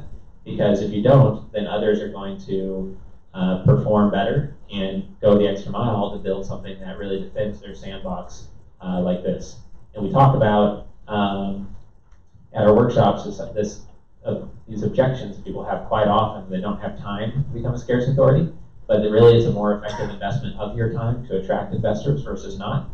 And also regulatory concerns are a reason why people don't want to do anything here. But oftentimes their competition is active and on CNBC and on podcasts. There are ways to figure out how to do it, which we don't have time to go into depth here, but we'll talk about it in the Marketing Material Mastery program a bit more. And if anyone has a reason why they can't take any action on any idea from today, reply to the thank you email that you just got about 10 minutes ago in your email inbox, and it has all the slides from today, 5 of my books in PDF format, that you can just reply there and say, hey, I'm really stuck on this idea and this other idea. I have no idea how to use it, and I feel like that hour was worthless for me. Then just let us know, and we'll reply back on the next couple of business days and give you a helpful answer on how to use it. So generated investor leads takes a combination of reaching out, writing, as well as speaking. And there's a quote from a British novelist that was asked by a journalist, and they were asked, do you enjoy writing? And they've written 20 or 30 books. And she said, I enjoy having written. So even though she's a professional writer, what she really enjoyed was the fact that she had written those books, and that's what she had accomplished. And I think many of us, we're not natural writers, not natural speakers, but once you get the ROI on it, then you see the momentum you can have, and it propels things to move forward more and more rapidly. We showed videos earlier. We've gotten recently, not from a video, the most recent one was from a podcast episode. We had a couple $100 million family come in and cold call us, and that's generating a new piece of business for us on the family office creation side. Through the Super Summit, we attracted a new single family office that's starting up that's several $100 million. And videos are just a way to really add value through just documenting your journey. And you're more influential by being transparent and authentic rather than overproducing, as we talked about earlier. And you can provide different case studies and insights. These should be the equivalent of the chocolate chip cookie for your audience. It's the thing that they need. It's talking about the problem that no one else is talking about that they have, or it's giving them a solution or opportunity or exposure to something that you've just unveiled for them. Like this one, I'm talking about how everyone treats family offices like they're the dumb money, and they think that they're just going to go into something and they're not going to figure out the fees are not making sense, or that they're just going to accept the 2 and 20 terms and not renegotiate that. And many times people mistakenly approach them in that way instead of having an open mindset and treating them as a smart money, which can take them into institutions that act more robotic and can't help strategically as much. So that's what that video was about there specifically. This funnel shows how you can be attracting leads via the scarce authority mindset. You build your authority position through putting together pieces of intellectual property that include talks, videos, books published, white papers, a benchmark study. You could do articles or blog posts, or podcast interview, and these easy ones, when combined, can make a harder to produce asset, and so on. And so at the top here, you think you might have thousands of people experiencing or consuming per year. At the bottom, you might only meet with 200 people a year, and maybe only 15 invest or 20 invest. Well, some of these people here are going to drip down and find your thicker reports, your deeper information. Some are just going to read an article and want to meet with you directly. some are going to read an article and then they'll just disappear. They didn't like the article, or they don't care, they don't want your information, they're not a prospect. And if it's really dialed in, they should self-select over the title of what you have being put out there so that you're repelling those that are not good leads and attracting those that are. And hopefully you're one of just a few talking about the issues in your marketplace. At every level, it takes more commitment on your time and the person who's consuming the content's time to listen to an hour talk or read a full 100-page book than it does to read a 100-word article, for example. So the person's more qualified the more that they go deeper in this funnel, obviously. But the good news is that while we showed you 7 leads at the beginning of today that just came in cold from thought leadership this morning, and we're trying to always dial that up, of course. But even if we had gone through all that work and all of this failed, in the sense that it didn't provide a single investor lead ever, and those were just from the past 5-6 weeks that I was showing, but even if it never produced one ever, and I can't help but comment that 100% of our leads have come from this, that every meeting we had would go better, would be seen as more credible, be seen as more authoritative, would have more reciprocation enacted, and we would leave the meeting with more assets to drip on the person and influence them post-meeting, as well as being far more influential at the meeting as an authority or a scarce authority on the topic. And on the top of that, we can just be more articulate about our strategy. We know our competition well. We're confident about the sandbox we're in, about the needs of our investor avatar. So again, even if you took away the dripping ability, et cetera, the benefits of this are huge, and they stack on top of each other, and there's just synergies as you start to work through this process. So I hope, as you complete the circle of investor relation workshops, that you start to see how you can be building this funnel for yourself. You ask us for help if you're not sure what to do next. You submit the capital raising audit, say here's where I'm at, here's what I'm working on next, here's my best idea on positioning myself as an authority, and then we can provide feedback on that and help you through your journey of putting this together, because it might take 6 months, 9 months to get a little bit of momentum. It might take 2 years to get a lot of momentum on this space, but ironically, the more long-term minded you are and just genuine hard work value you put into it, you don't care how long it takes, the faster others will trust you because they'll sense that, see you're doing things the right way, and that you're in the space for the long term, as this is some short-term gig or quick money maker for you. We don't have time to go over this slide in great detail, but it's printed out in your workbook. It's just different software tools that we use. We go over this in the Catalyst workshop. We're going over it in the Marketing Materials workshop. But we use GoDaddy, Kingstep, or WordPress, Vonage, and Start Meeting to record podcasts and do webinars as well. And we use HubSpot for our CRM. And as a member in the Family Office Club, you have free access to the CRM software. So if you need a CRM, talk to Jennifer. We can get you set up with that in the next day or two. And it allows you to automatically be recording and saving your email conversations with prospects in the CRM without having to manually put it there. So you can open the profile and see the 22 emails of the past 2 years you've traded with that individual, for example. I brought this book up as an example just because we have the tools that we have here, and we see these as a way to get resources like this or the capital raising book in front of more prospects. We're using everything we talked about today to attract those who are raising capital, because it allows us to have more deal flow for the family office clients, but also attracting the family offices so that we have more people we can help with starting and formalizing their family office. So we've got a lot of examples on applying the principles from today that we can help with. And the key with attracting investor leads is really to have the mindset of hitting someone right between the eyes with as much value as possible and really dialing it in as much as possible. If you rush through it without doing that, then you're not going to get the ROI. And like we said at the beginning of the day, the more that you can focus on being number one for a very specific someone in terms of an investor avatar, the more you can have the sense of superior positioning, preeminence, top of mind, first referral of the deal. Dan Kennedy talks about horse cart racing, which is some hobby thing that he does. He talks about how the winner in the time trial before the race, they get to pick the horse that they're going to race with.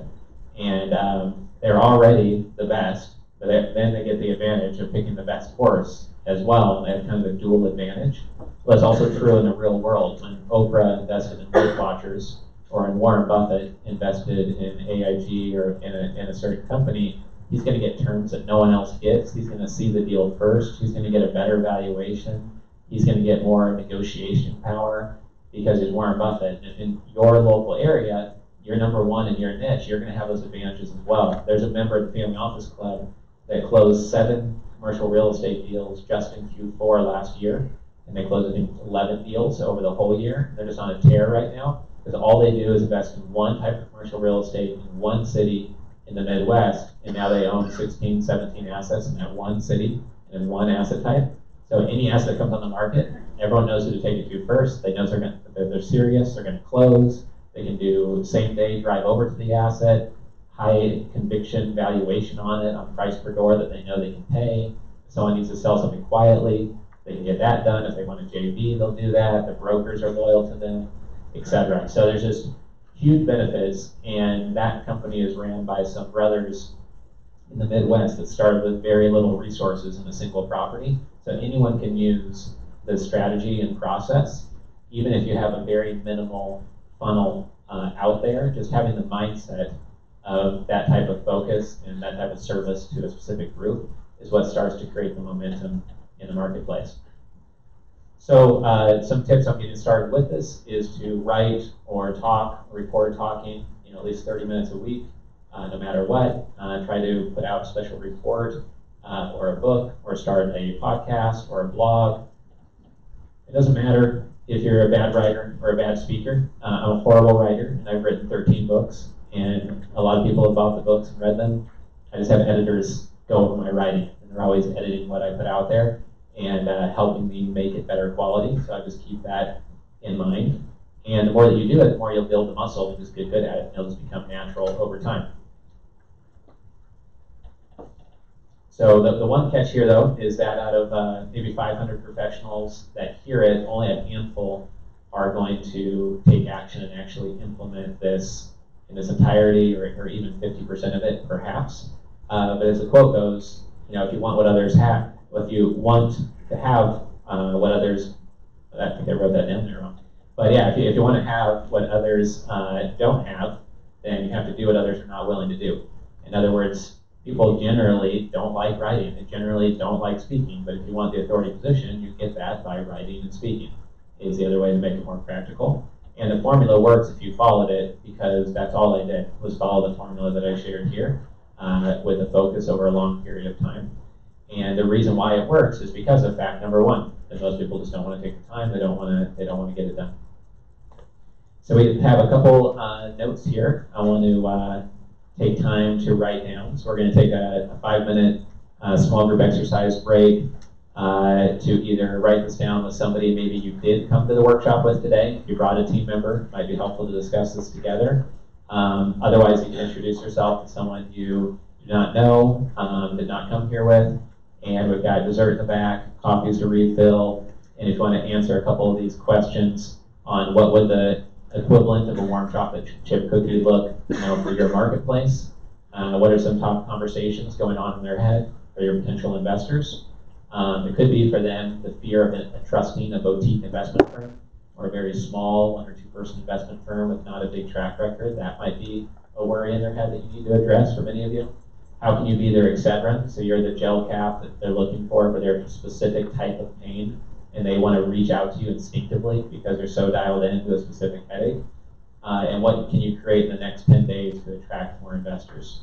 So this is just to get thinking going. If you want to discuss a couple of these ideas with somebody around you, it's 3:35 now, and we'll just spend 5 minutes on this and start back up at 3:40 again, and we'll have cocktails at 4 o'clock, so there'll be plenty of time to network more and share these ideas more with other people here in the room real soon.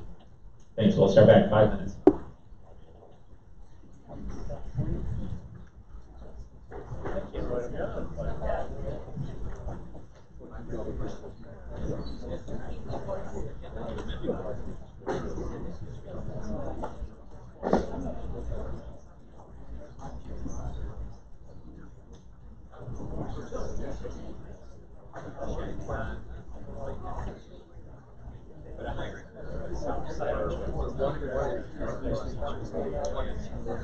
Yeah.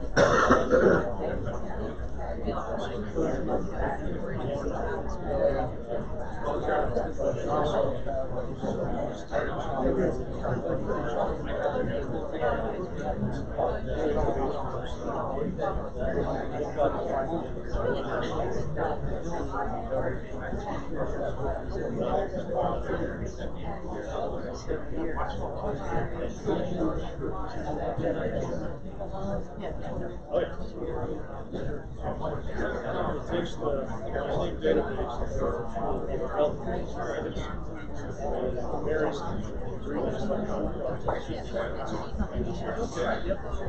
This one actually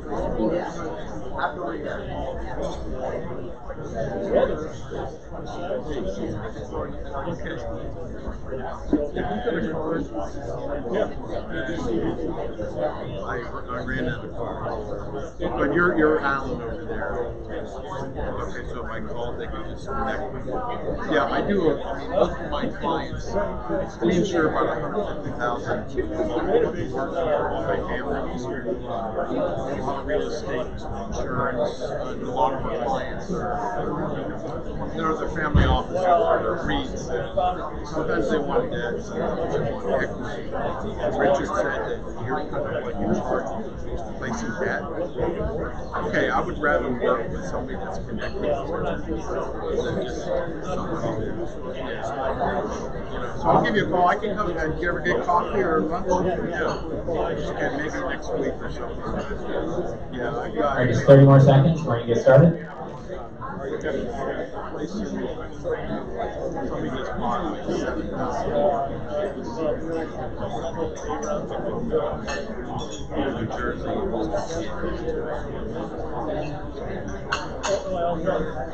So you can take all the information and I don't know,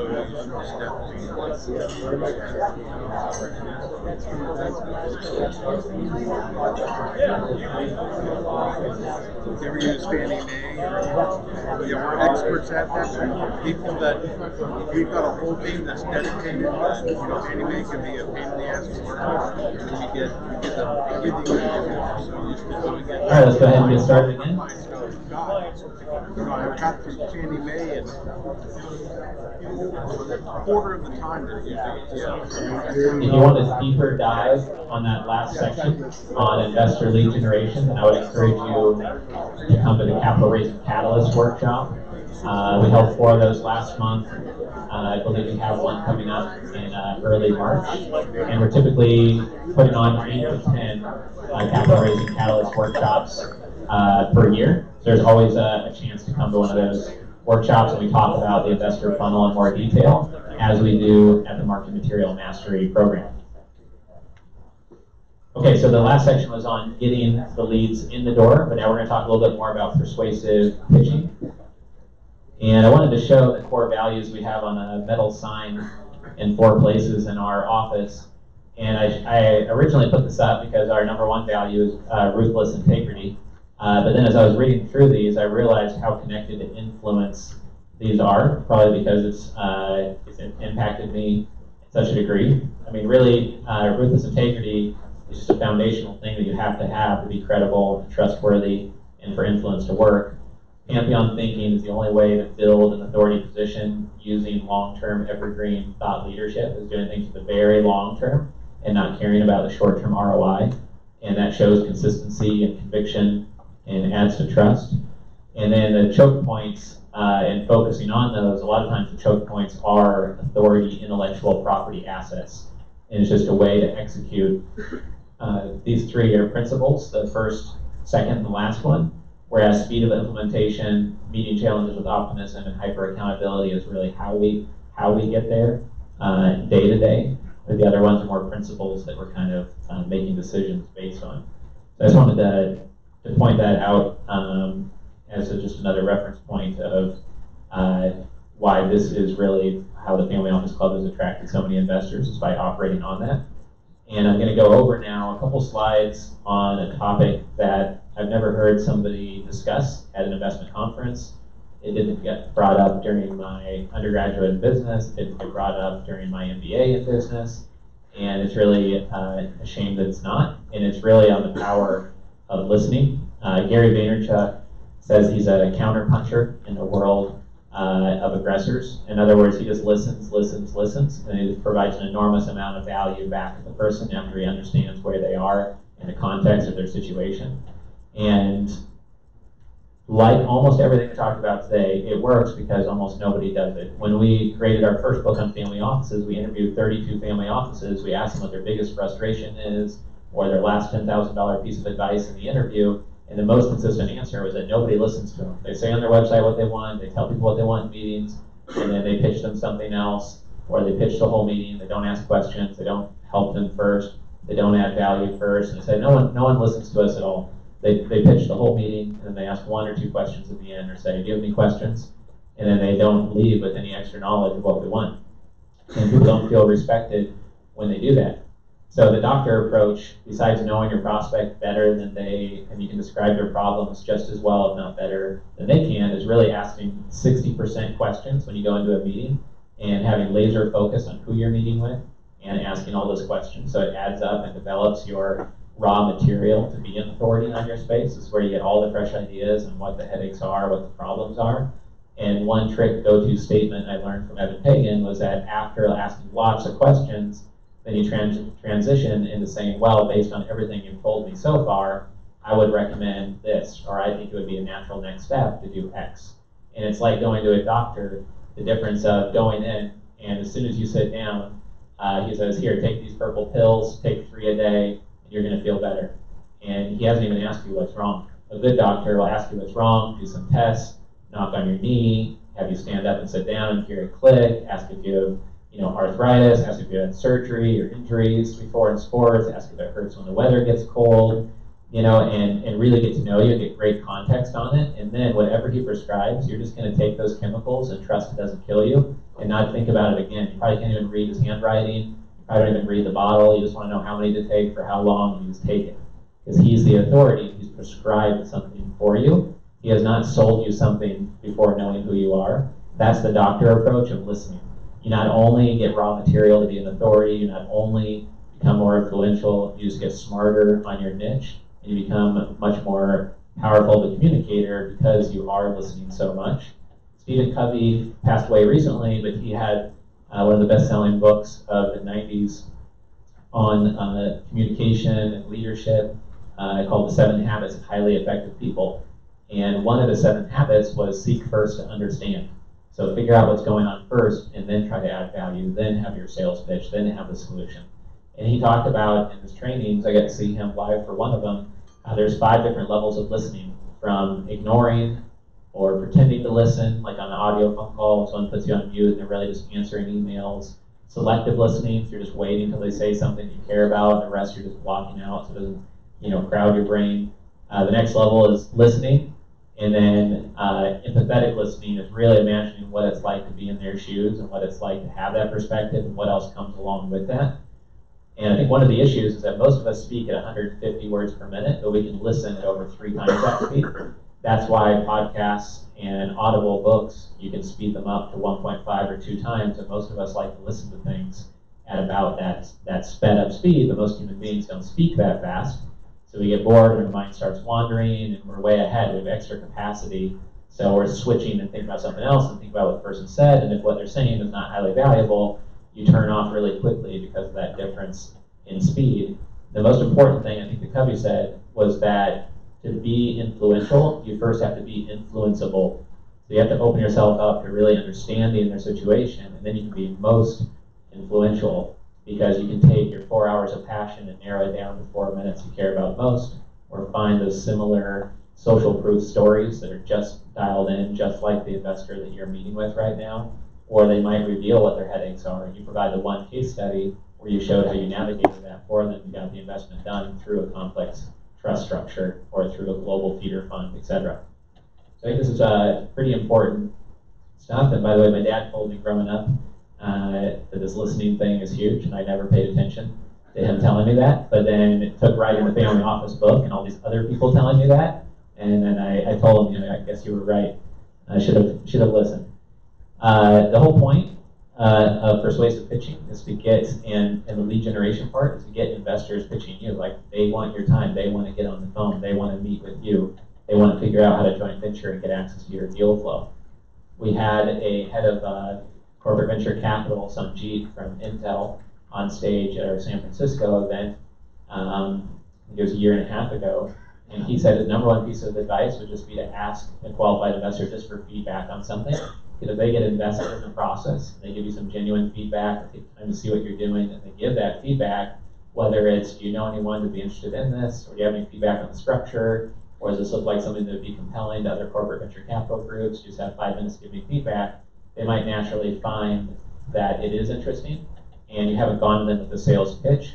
It's lighter than that. It's the same as when you're going out for a job and you ask for an informational interview or just 5 minutes to have a cup of coffee. You're not saying, do you have a job you're hiring for right now? And that's the difference between a cup of coffee, informational interview, or just asking someone for advice. They might get involved and actually end up investing with you.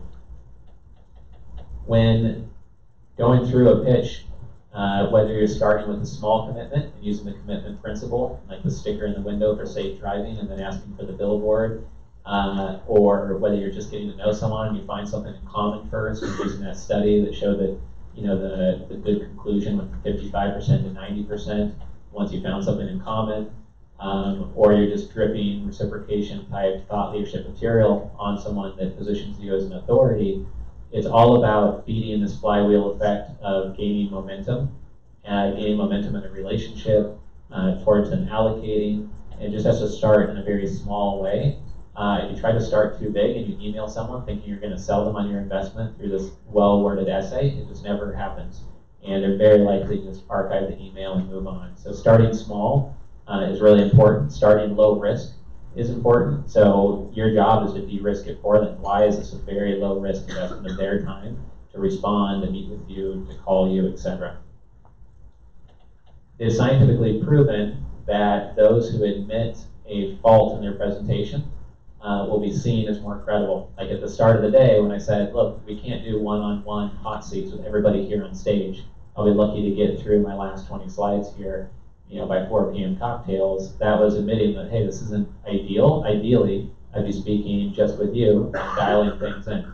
But that's what the capital raising audit is for, and you can do that once a quarter.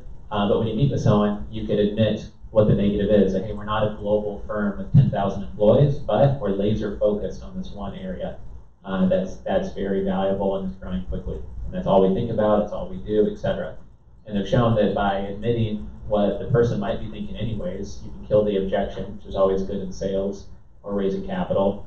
And you just appear more honest and more credible. And you're not trying to pretend like you're perfect, and nothing is. Everything has a trade-off. Even the largest firms of planet Earth, they have a trade-off. By being that large, they're not able to, like in most cases at a big investment bank, they're not able to do direct investments in a very helpful way for most family offices that need their help. They have to syndicate that $8 billion building through their top 100 clients and their partners who want in on it. So they might as well admit that, but then show what the program does do for somebody. Gregory Neidert has these stages of influence. His are number 2, 3, and 4. which are cultivate a positive association. So that's the first step. He then says that reducing uncertainty is the next step, and motivating to action is the third step. I added one before this because you can't really cultivate a positive association until someone knows you exist, until you get initial contact and acknowledgement. So that's where the intellectual property and the investor funnel comes into play. Referrals can do that, word of mouth, being in the right communities. That can get you to the point where you're interacting, and when you're interacting, then you can focus on reciprocity, liking, making sure it's focused on your sandbox. When you talk to people, so they're very clear on what you do. Be the doctor for that group in terms of asking questions. And that's the first stage, to have a positive association. As an example, positive association, we found out that the family that owns the country of Liechtenstein has a vineyard that's underneath the castle, that we went there and bought some wine when I was there with my wife speaking at an event. And we found out they had no one helping them import the wine to the US. So I told my secretary to fill out some paperwork, help them get their wine over here. They did that, and we did a favor to a $10 billion plus family that we haven't really asked anything in return from that. It's not a line of business that we're in as an operating business, but it's just an example of positive association. I thought, well, nothing bad's going to come from doing this family a favor, so let's help them out and get that done. Also, me just being able to mention that we're affiliated with them in front of the room is using the authority principle as well, just positive association, etc. Next down here, reducing uncertainty. When we talked about the 3 trust curves this morning, that's related to it. I think we talked about reducing uncertainty pretty much all day. And then motivating to action is the final step there. Consistency and scarcity is often used for that. But the point here is not just to rattle it off, but really to think about, where are you bottlenecked? Are you bottlenecked here, the initial contact? Or are you getting into meetings, but then no one's allocating? Thinking about why is that, and how could you use not just influence principles, but really digging into the investor avatar and the real issues that are stopping them from allocating, and figure out if it's the minimum, or if a lower minimum will just get past some of those objections and that leap of faith they need to make, or what you could do to move things forward. I think this is a pretty important slide. We don't have time to do an exercise on it today, but just being thoughtful on what stage you're at and where you're bottlenecked, I think is really important, and within these 3 different stages of influence, and then the initial part of actually getting the contact. So at the beginning of the day, when we have the word affiliation exercise, I sent you guys down a psychological chute of really focusing on credibility, on trust, integrity. And when you focus concentration on one thing, then your mind goes in that direction. The next thing you think about is going to be connected to that. If there's French music playing in a wine store, they found that they can sell more French wine, for example. If somebody asks if you find yourself adventurous, they'll find that you will pay more for and consume more of a new type of soda drink than the people who are not asked that question. Because most people will say yes, most people don't want to say no, I'm not adventurous at all. But after they self-identify as adventurous, they're more open-minded to try a new soda that they wouldn't have tried otherwise, because they've been influenced by that thing that happened right before they made a decision. And you can see examples of this all over the place. This book, Persuasion, talks about it. There's about 250 pages, all different examples. But one example is that in one scientific study, the person running the study would walk by and accidentally drop something, and half of the group was shown a picture of 2 people standing apart. Right before that, half of the group was shown a picture of 2 people standing very closely together. Right before that, and they found that the person that was next to them when they dropped something was 3 times more likely to help if they had seen the picture of 2 people next to each other right beforehand. So yesterday, when the pitchdecks.com client draft pitch deck got sent to me by my designer, she showed a global picture. I said, well, they're not global, they're focused on Nevada. Let's have it be on Nevada. That front page looks like a luxury single-family home or multifamily. Let's make sure that's dialed in more, even though it was a multifamily property, but it looked a little bit too much like a home. The point is that every image someone sees in your pitch deck or in your office or your attire, or what they experience as they walk into your office, like in the Rusty Pelican, I went down for lunch, you walk through these glass corridors, floor-to-ceiling wine. I'm guessing that increases the amount of wine that gets ordered because you're just in this world of wine for about 2 seconds. It makes you think of wine right before you sit down and decide if you want to drink, looking at the water. So that is persuasion. That is injecting something in the brain, an environment, an experience, a word, question, when finding rapport with someone, asking if they make investments of a certain type, or are they an innovative family office, or are they a family office that is open-minded and creative in structuring their investments, or are you a family office that's strategic and creative with your capital? Are you locked into a robotic checklist? Nobody wants to say they're locked into a robotic checklist. And then you can maybe bring up an idea. This is something that has to be interpreted for your area, for your field, but it's really powerful stuff. With that study I just told you about, where they're 3 times more likely to help, the people they were testing that on were 18 months old. They were basically babies, and they automatically were more helpful based on an image of 2 people together versus not, which is pretty interesting, I think. Your office setup, questions you ask, who you associate yourself with, are all things you should be considering with this. And they've shown that, again, with soda drinks and bases during the advertising beforehand, that people will pay 3 times more for that happiness. Probably why Coca-Cola is always selling you a smile when you go to a movie or something, right? I think that's pretty interesting. So figuring out on this back slide, where's the progress slowing, and how can you pre-sway using your environment, a word, a sentence, a question, a topic, a commonality, a social group where you know you're going to have something in common, and it could make them be more open-minded. If you are golfing with someone, their mental state might be different than if you're wakeboarding with somebody, or if you're skydiving with someone. The conversation might lead somewhere else. They might be more open-minded, or not. And Cialdini calls this privileged moments in time, when you can just really set up what's going to happen next in an influential way with very little effort and no cost. It's just being intentional about what you're doing so you can be more highly effective. Point of most of what we're talking about today is to figure out how you can be this red berry and not be like everybody else, doing what everyone else does, using the same strategies, putting 80% of your energy just reaching out. Investors typically won't invest in things they don't understand unless they have very, very high trust in you and the team. And so good side benefit of a lot of what we're talking about today is you can teach them the parts they don't know and de-risk it through information, which also helps position you. So it's a nice side benefit that they're going to trust the project more if they know exactly how you add value, and it's very easy to understand the unique value you're adding in your specific space.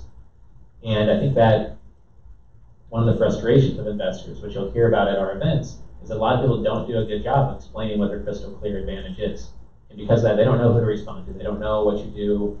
And at a busy event, they just want to know what you do cleanly without spending 12 minutes or 18 minutes talking to one person when there's 300 people in a room, just shaking your hand and having that one sentence and handing them your card and saying, I'll follow up, this is exactly what we do, can be much more effective. And the most important phone calls I have, the most valuable phone calls I have, usually last 8 to 12 minutes. And almost always the less valuable ones, unless it's an onboarding call or a serious due diligence call, like a call number 2 or 3 with an onboarding family office. When it's a first call and it lasts an hour, it is always painful because those people usually don't respect their time or yours. And the people who are usually most valuable to talk to are always moving quick, knocking a lot out, getting a lot done for every 20-minute period of time. And so this just respects the time of counterparties by having a crystal clear one-sentence advantage. And a lot of what we're talking about today is how to propel that advantage forward and distinguish it and stand out. Dan Sullivan is someone I've quoted already today, once or twice, and he has this quote that 80% is already getting results while 100% is just getting ready. And I do think it's one thing that's really helped us, is that we've put things out in the market, gotten feedback, learned from it, put out another version, fixed things, put out another version, and by learning through that process, we're able to adapt to what our clients want versus be meditating and thinking about it for years and not taking action, while someone else perhaps does. At Marketing Materials Mastery, we're going to be talking about copywriting. We'll probably talk about this for close to an hour, and then we're going to go through all the pieces of your marketing materials that you need. For today, the most important thing to know is that the title of what you do is most important. title of the white paper, subject line of your email, basically the title of your email, and they're flipping through emails. Your voicemail is the first couple words that you say there.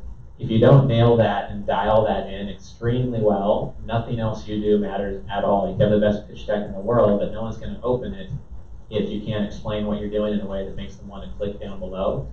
And it just blows my mind that people spend $20,000 on a pitch deck and they won't spend 20 minutes on writing down 10 different versions of their one-liner, showing it to a team member, doing another 20 versions, and just nailing it, because there's no cost to that. And it's a disrespect to yourself and your own time, and a disrespect to the investor's time when the shortest description you have is like this, or maybe it is short, it's just not great, it's not killer, it's not tangible, it's not as credible as it could be, doesn't use the numbers that no one else can say, because other people haven't done as much business in your niche area or closed as many deals. So getting that all dialed in is really important, and it's the most important thing in the field of copywriting, I think, to take that lesson out for today. Yes? Suggestion for everybody. There's a couple of tools online that are free called Headline Analyzer. Oh, really? You can actually type in your headline, and it'll tell you about the emotional impact of the words you chose, and Cool. give you a score that you can tweak the words that you're using and give your score over like 70 or whatever. Yeah, that's awesome. They just Google it. Sure. I guess there's some tools online called like headline analyzers. You put in your one-liner, and it will tell you what emotions it might evoke, or how good it is, what meanings might be behind that, and just help you get another layer of feedback on it. At the Super Summit, we had a 1,000-person event here in Miami, and we had 75 investors on stage, and we read one-liners and had people rate them with numbers, and that was pretty interesting. Only a few of them got rated well by everyone. But also, it made us realize that unless your investor avatar was on stage, maybe it's okay that someone didn't understand or somebody thought it was too basic, because for your investor group, it might have been amazing and really dialed in.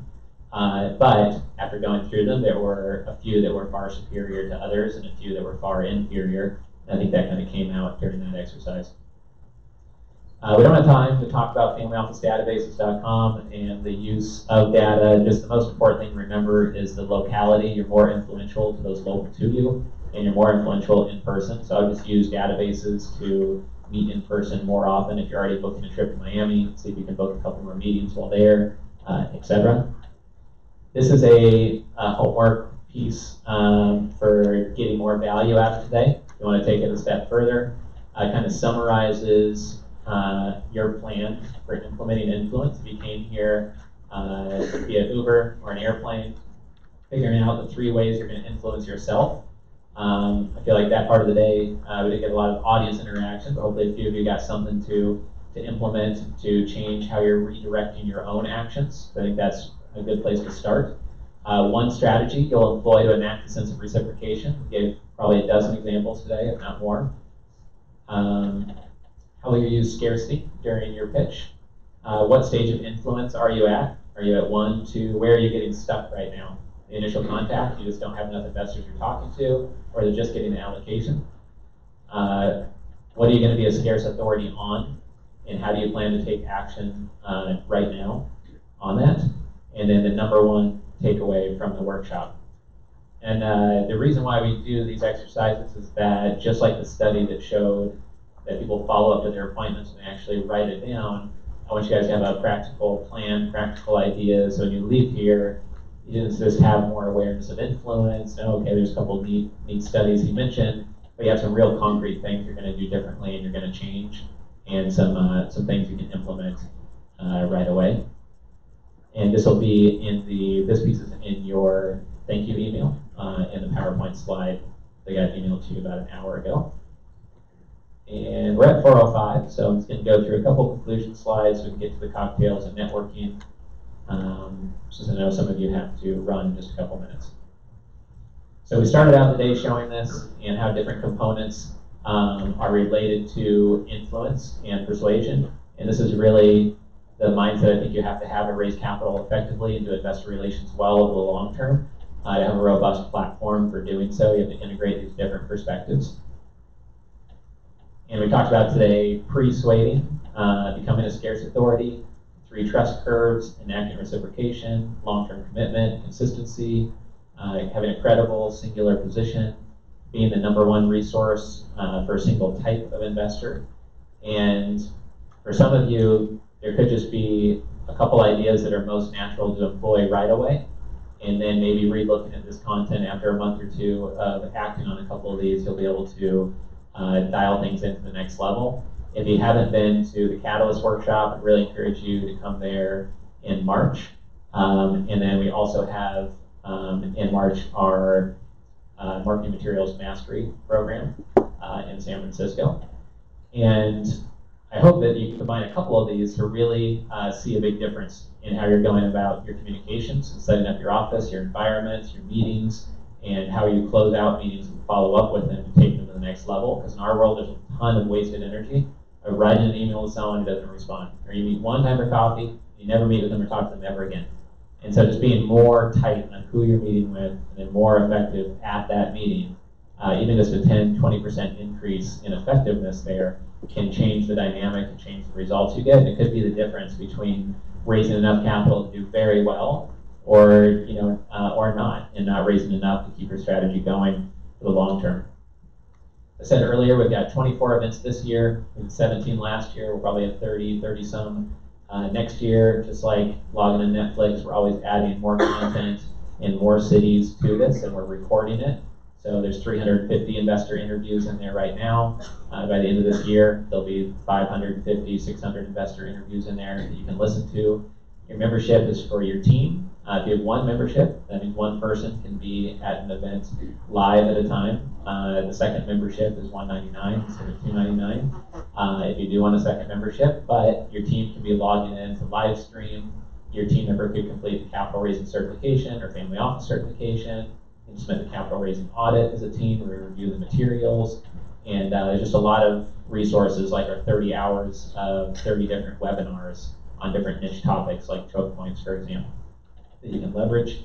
So hopefully you'll log in and use that. If you don't have your login details, you can get there from Jennifer, get that from Jennifer. I hope every single one of you come to CapitalCon in New York, because there's no other place globally that you're going to be able to see 30 expert capital raising specialists all giving you their top 10 minutes of wisdom on how they've raised over $100 million. There's people there that are far superior in ability and focus than I am on raising capital, for sure. But more importantly, there's just a huge diversity of perspectives and strategies. There's people there that just use a podcast, or that just use a radio show, or just use written materials, or people that have the mindset that they call an investor once, if they don't get a response, they never follow up again. And they're very much, that if someone doesn't get it right away, they move on to the next investor. And you'll hear from someone else saying they've got a systematic 17-step follow-up system, and that's how they've raised so much capital. So different people will resonate with different people here in the audience in terms of things you can use right away. And it's just like a fire hose of best practices that if you can't attend live, at least live stream it, because the content there is great. We've got some recordings of CapitalCon within the member portal that you can access. And we talked about the influence principle of completing the circle, and would love for you to come to Marketing Material Mastery and CapitalCon to do so, or Catalyst if you haven't been there yet. We go through about the same amount of content, but 90% of it is different at these other programs. So I'd encourage you to attend all three. Besides that, the only thing that's changing going forward is the new team members. We've onboarded 5 new team members in the past 2 months.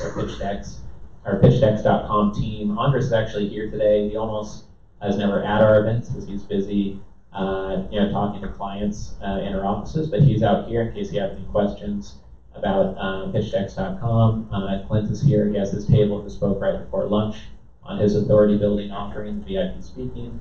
And we're doing more guest interviews on our podcast and updating the Family Office podcast a lot this year, so that's new as well.